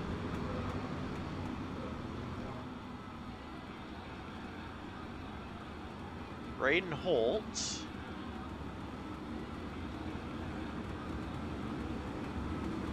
Casey Wygen, your front row.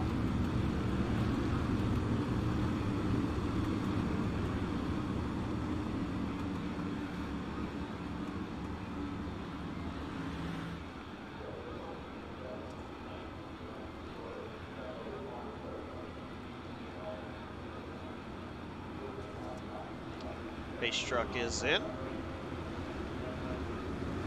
And green flag.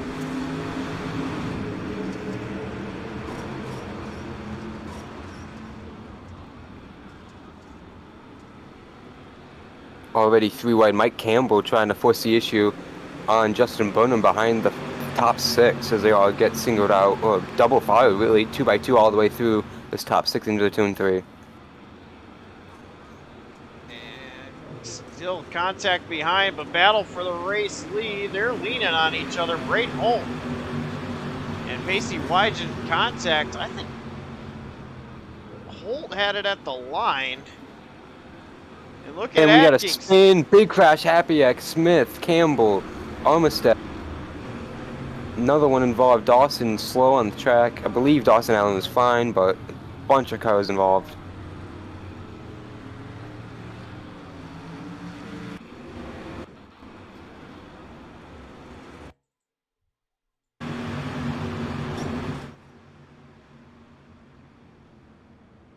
Oh, Brian Smith with a lot of steam.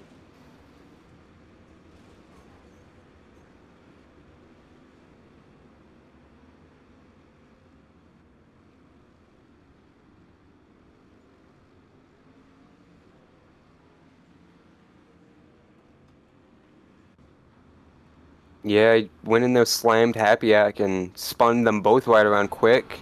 Kruger and Allen spun as a result. I don't think they got damaged. But yeah, Armistead also involved with that spin.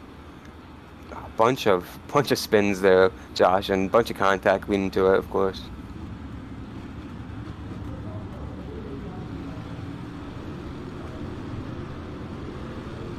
Braden Holt, Pacey Wygen, Caden Atkins, Roy Crump is the top 4.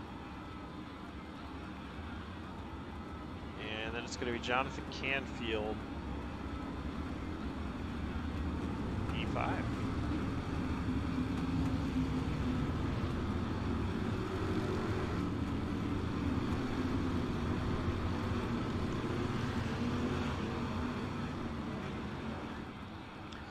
So go back to, you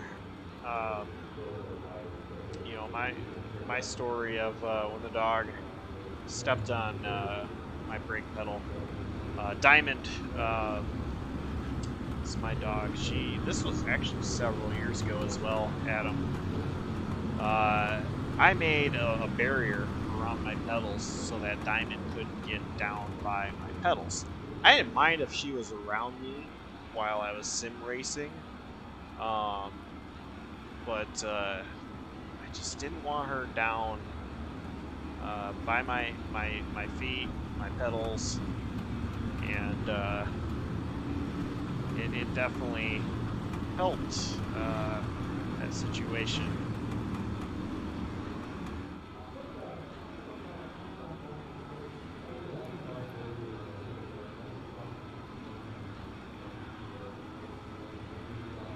Pace truck is in. Braden Holt lead us back to the green flag. Single file restarts once again.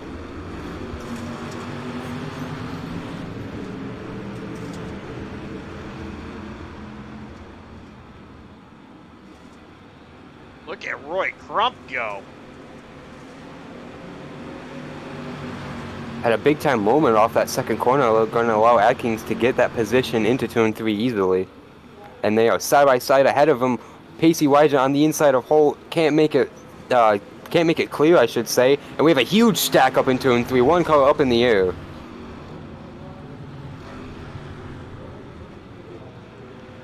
And Brett Bennett was up in the air, and we got 5 cars poked back there, Josh. All Pacey Wygent needed was a few more feet before that caution came out.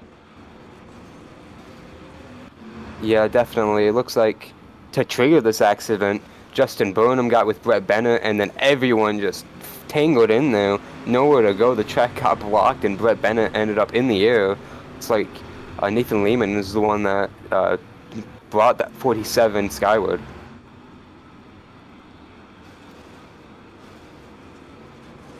And Braden Holt has just left the sim.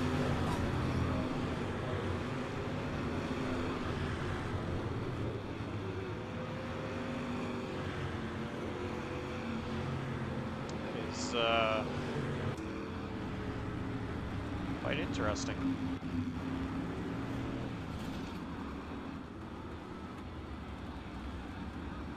Yeah, race leader. With all these cautions, can't really say. I really blame that decision if he just straight up left.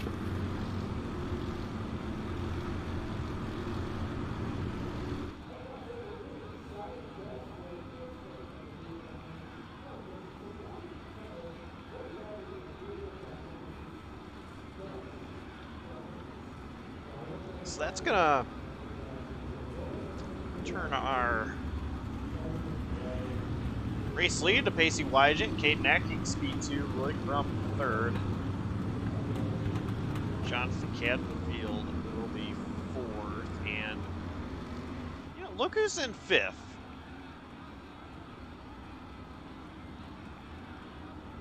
That is, and yes, you are seeing this correct. That is the number 68 of Tyler Watermolen, former InThePitsNews Truck Series winner at Talladega Season 1.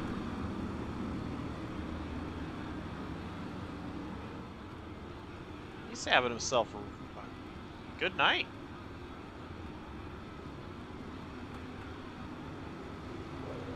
As we're going back green. Very slow restart there from race leader Pacey Wygent. Caden Atkins going to go to the top. Johnathan Canfield diving into the bottom. Roy Crump there in the middle.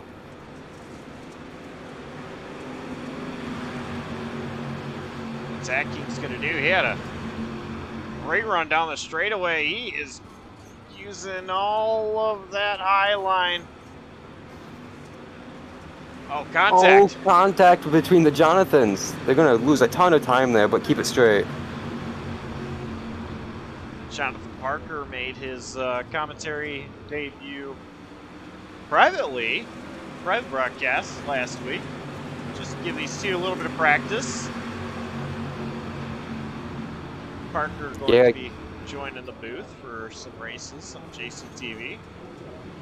Ian Canfield apologized to Parker there, saying he was cleared by his spotter, didn't even know Parker was down there, and we are back under yellow as they restarted back there into the top 10. Looks like it's going to be Mike Campbell off of turn 4.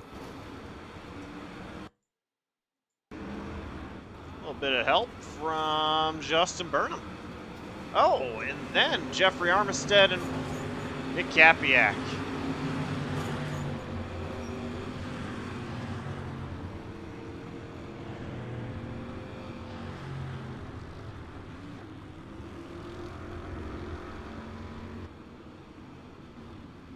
And after that incident, Nick Hapiak has also disconnected from the sim, so he's been involved in quite a few crashes tonight, and he was one of those to look out for tonight, Josh. He was very fast in practice, very competitive in the heat race he was in, and fast in the first half of this race, but just eliminated from all the chaos, I believe.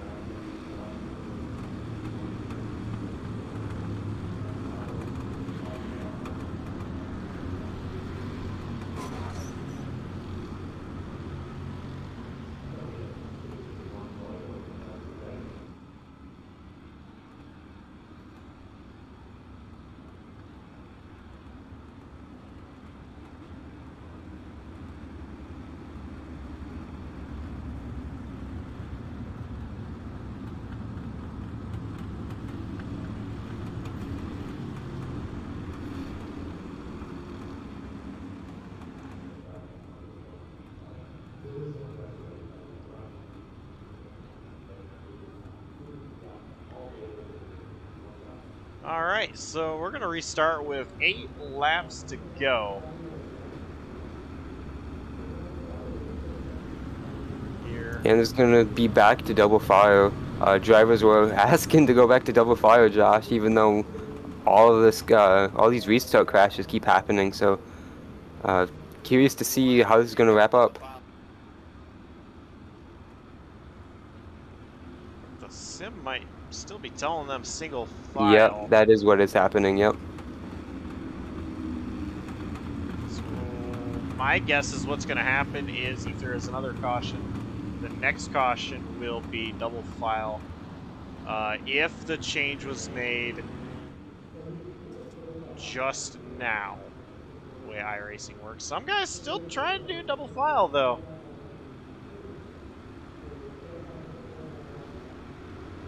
Base cars in, green flag.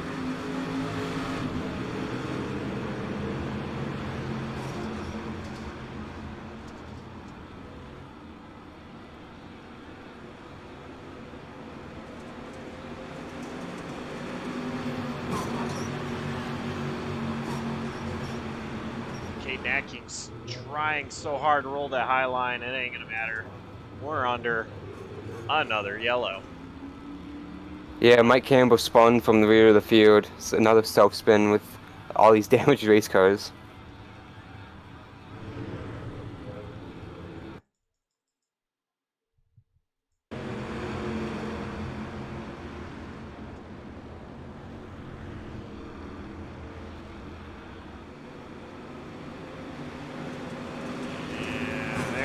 Contact between himself and Michael Kruger.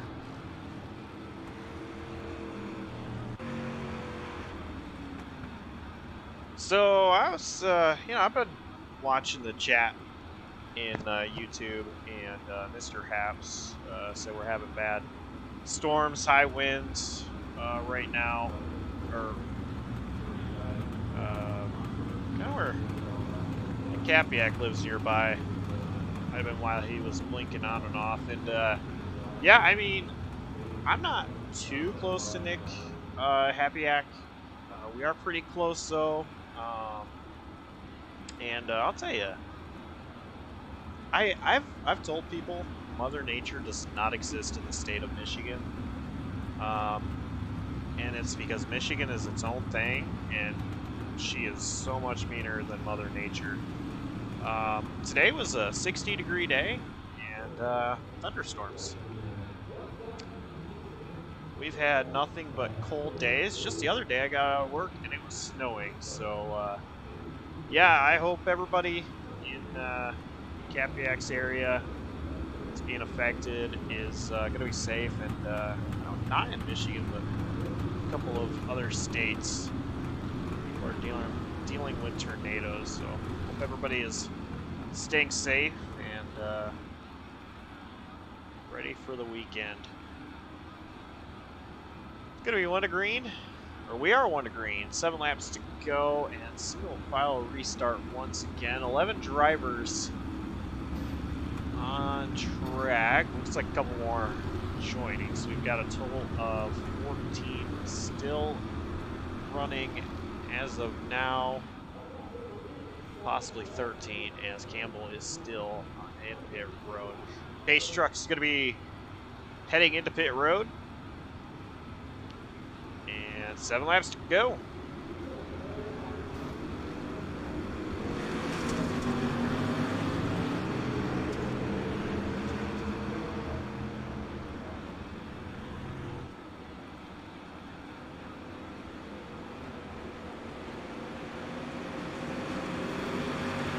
Nacking's trying so hard to roll that high line.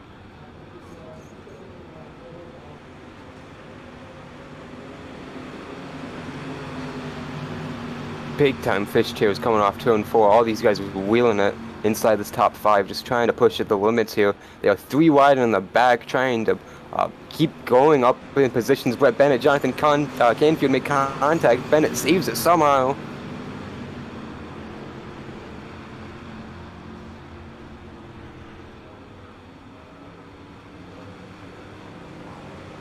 Noah Mayer in 7th, trying to get around Canfield for 6th. He's going to take that spot right behind Tyler Watermullen now, who is still solidly in 5th right now as it runs.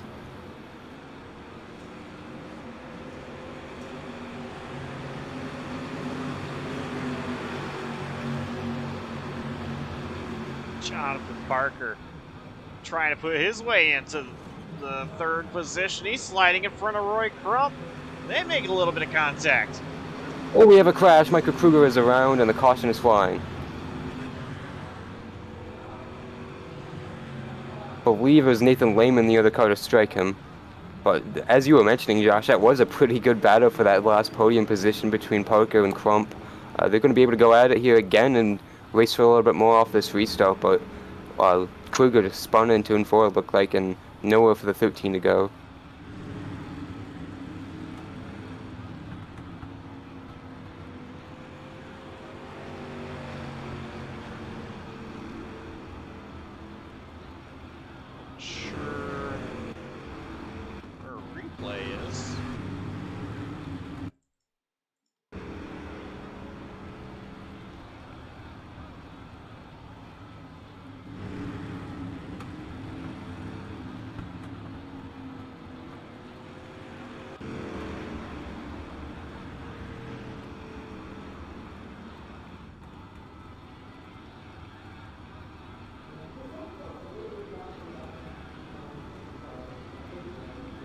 So 13 drivers on the lead lap. We're going to restart. 3 laps to go.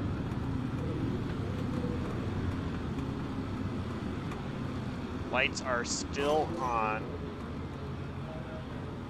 And it looks like Roy Crump has the position over Johnathan Parker.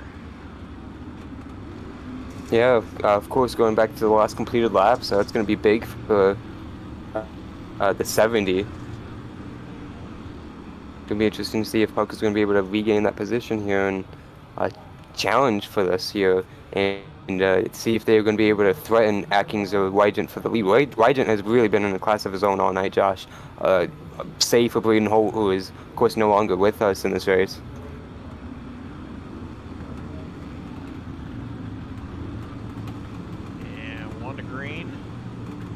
Go. We take the green. Looks like single file once again. Atkins, he really wants that double file restart though.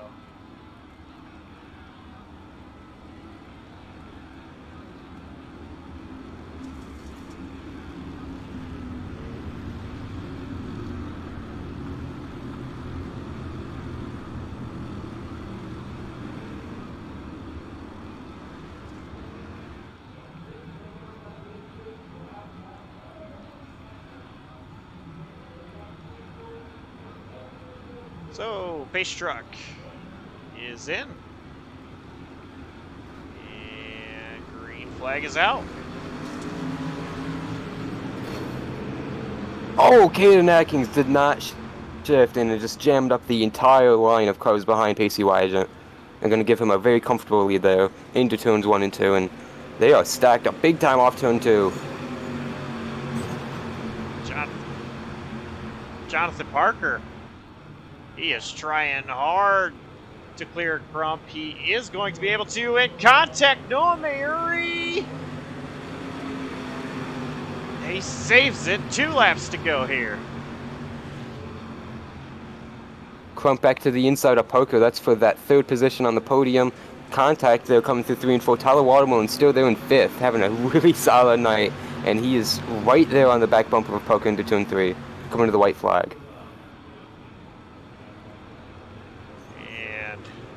The moment these drivers, a lot of them have been waiting for, the white flag is waving.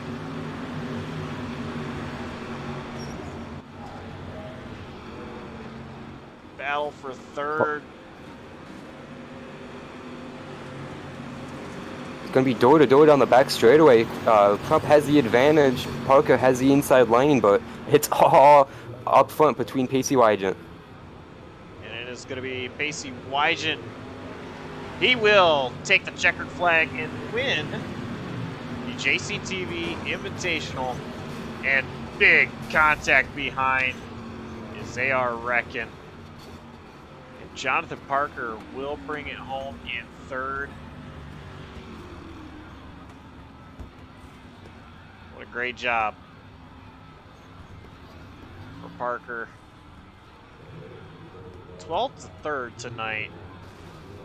But Yeah, and he endured a lot. He was involved in a ton of cautions, Josh, and he was damaged very early on and just kept on pitting almost every opportunity to him and grinded through it to get to the end. But how about Pacey Wygant putting on a show tonight, and now he's gonna try to put a show on for these fans with some donuts.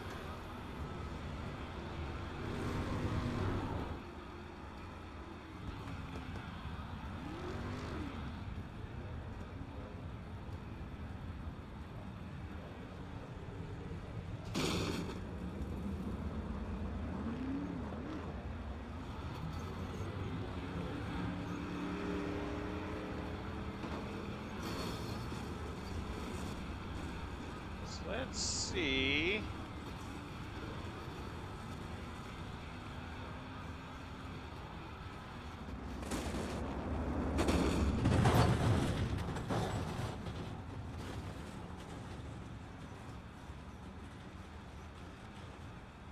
I'm not seeing Johnathan Parker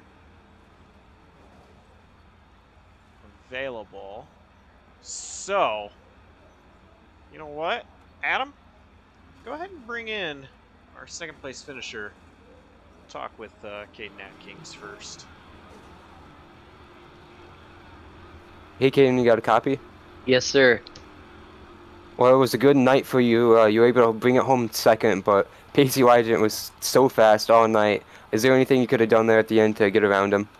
Honestly, not really. Even though I completely screwed up the final restart and like didn't shift, I can't even really say I choked because like this really, I mean, he was really fast, but the track was just too worn, and I don't know, we just didn't go green that much because there were points where I thought when him and Braden were racing side by side for the lead, there was a point where I'm like, I could come take the lead, but then we had cautions, and then that Braden guy left, and then it was kind of like, well, I'm just gonna sit behind him and finish second. But yeah. Yeah, what was that like with all the cautions and just stop and situation? What was the mood like inside your race car? Well, I mean, no dirt street stock race should take that long to complete. I don't really know what happened in the back, but I heard it was just a lot of overdriving. But I mean, a lot of people want to get up to the front. But yeah, I was fine until like lap 35 or so, and I was like, why do we still have 20 laps to go, man? So yeah, but it was the points we did go green. That was actually lots of fun. There's a lot of fast guys in this field, and I had a lot of fun racing them. So but congrats to Pacey. Yeah, what was your biggest takeaways driving the street stock around the USA, the way the track shaped all night? Well, it was interesting because the track by the end was just worn from top to bottom. You couldn't find anything anywhere. But I mean, I've driven the street stock plenty before, so I didn't really know if I learned much new, but it was I did figure out how to. I've never run the top here actually that much, so that was fun to run up there, even though I like hit the wall a couple times, but it's fun. Well, who do you have to thank and shout out after a run-up finish here tonight in the JCTV Dirt Invitational? Well, thanks to you guys for putting this on again, and everybody for showing up. We had a good field for tonight. I'm happy we had lots of people show up. I just wish it was a bit cleaner for the race, but it's whatever. I'm happy to finish second though. So yeah. All right, absolutely. Thank you for taking time and speaking with us, and congrats on the performance tonight. Thanks, man. That is Caden Atkins, our second place finisher tonight in that 2-car. Won the heat early on tonight, but just that short in the main event, Josh.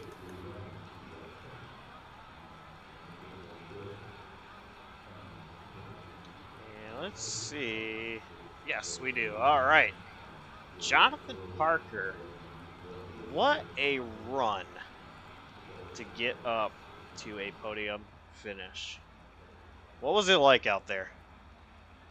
I was just driving under caution most of the time. My car was just beat to hell, so I don't know. I don't really know it. I don't know how to drive on dirt, and it probably looked like it compared to some of those guys that knew what they were doing. So I just kind of drove and hope I went fast, and I didn't really go fast most of the race.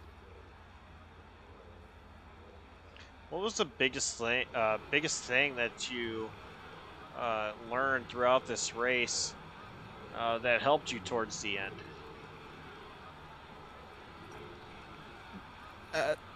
I don't know. The track state was pretty bad at the end, so I kind of started just driving like a traditional oval. So I just packed the corner up, hit the bottom, to hope it stuck.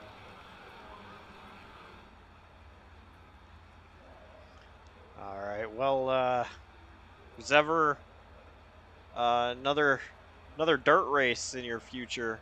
Would you race it? Probably not. I hate dirt. I hate dirt racing. That's why I don't do it.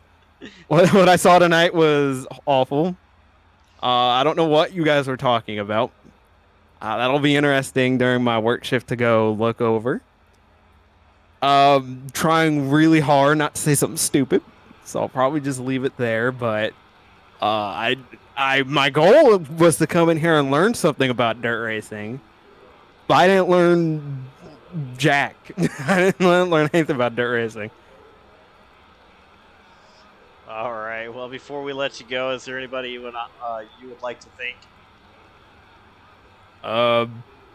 Lowe's, Cobalt Tools, Mellow Yellow, Chad and Earl for keeping me somewhat sane. I started doing like little burnouts coming out of my pit stall because that's about all I could do to entertain myself. And yeah, that's about it. Alrighty. P3 finish for Johnathan Parker.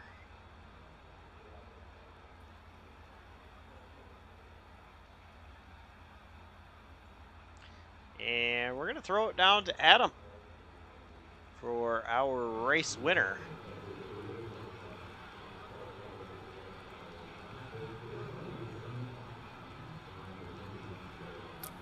Hey, Pacey, you got a copy? Yeah, I got you.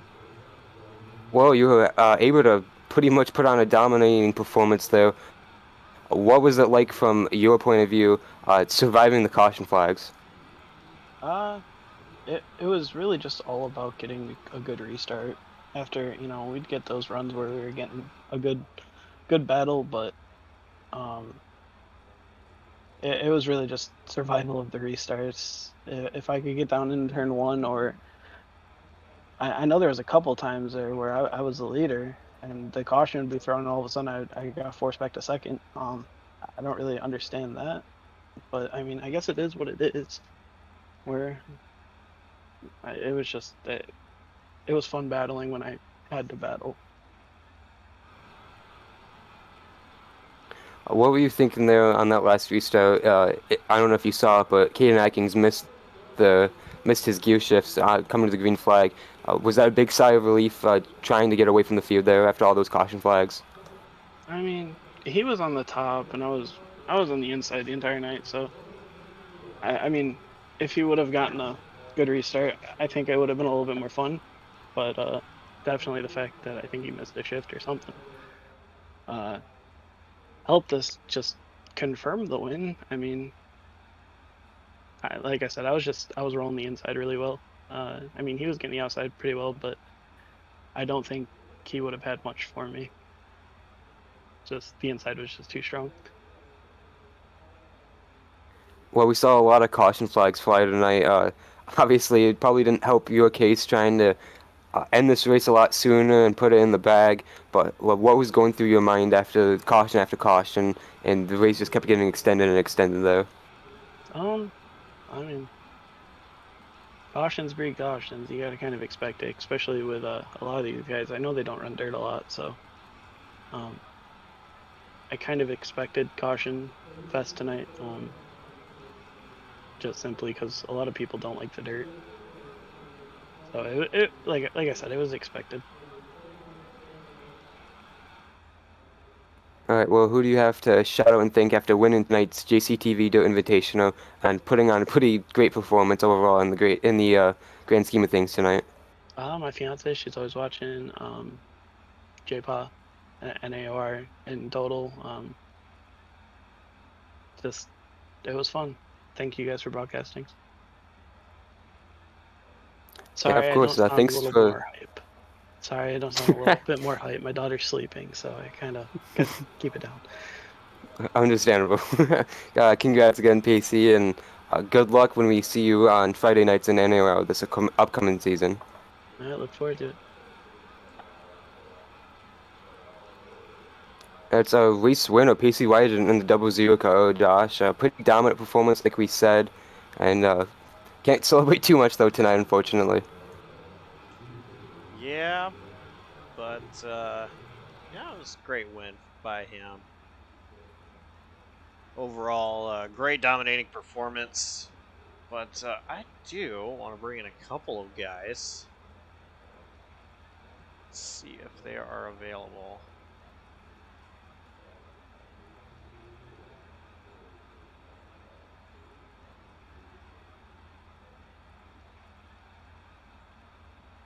And let's see. So I just brought in a couple of JCTV guys, Johnathan Canfield and Dawson. So both guys were out there. Canfield, you finished 10th. Dawson, you finished 12th. It was wild out there.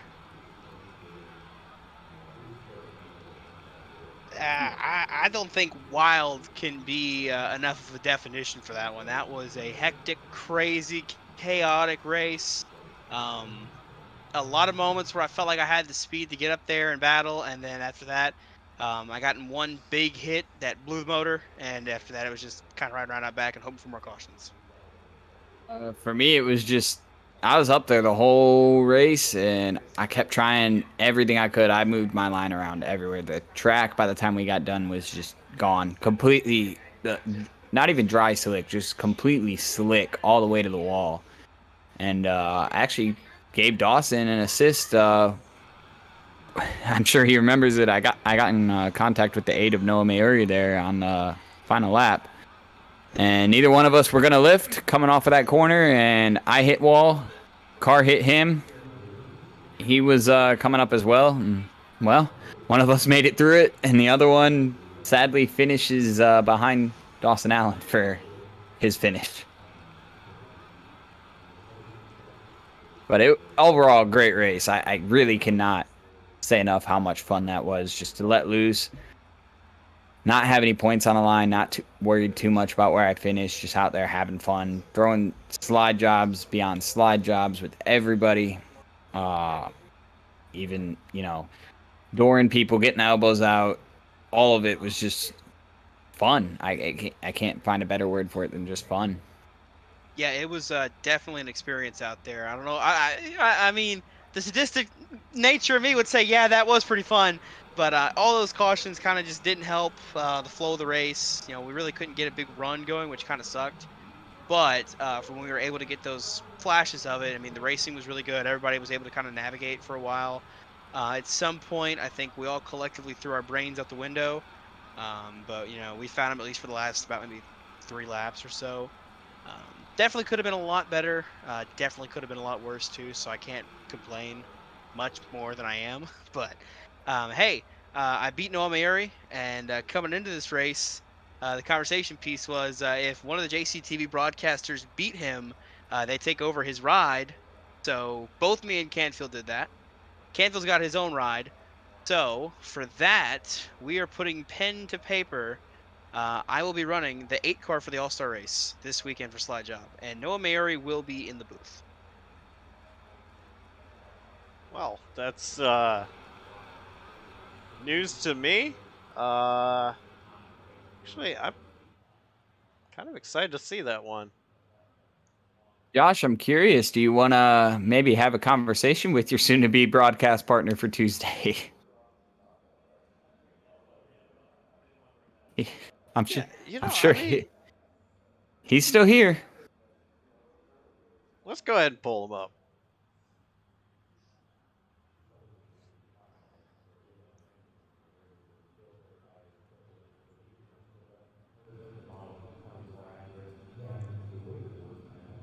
So, Noah Mary, this is Josh in the booth. I just found out some news here. That you and Dawson made a deal. Um, so it Technically, was. I made the deal. So Caden Atkins, because Caden is here as well, guys. Um, Noah, I'm I'm curious to know. So that means you're going to be joining me in the booth for the All Star race. Yeah. Yep. Yep. It's going to be. I think that'll be exciting. Started off as a joke, but then it actually happened, and I apparently have the power to do this because I said I made the joke and then it happened. So yeah. Well, I do bring some expertise to the track. I am a former winner at an ARCA race at Concord, so I know how to navigate the track. I know how to get to victory lane there. So we're gonna go out. We're gonna have a little fun. One night only race, whatever.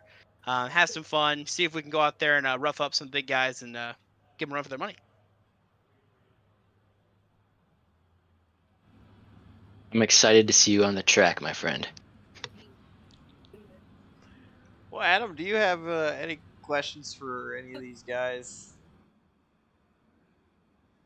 I have a lot of questions after hearing that, but no. Um, I'm excited to see that as well. That should be fun to hear. Yeah, to see Dawson on the track, seeing what he can do at Concord, and Noah in the booth, that should be fun to see and hear. I'll tell you, I'm looking forward to that one. That's this upcoming Tuesday night. Of course, here on JCTV from Concord, the MF Racing Designs Slide Job Racing League.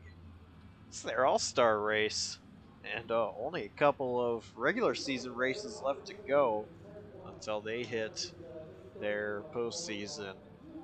Well, Adam, what a race we saw tonight. I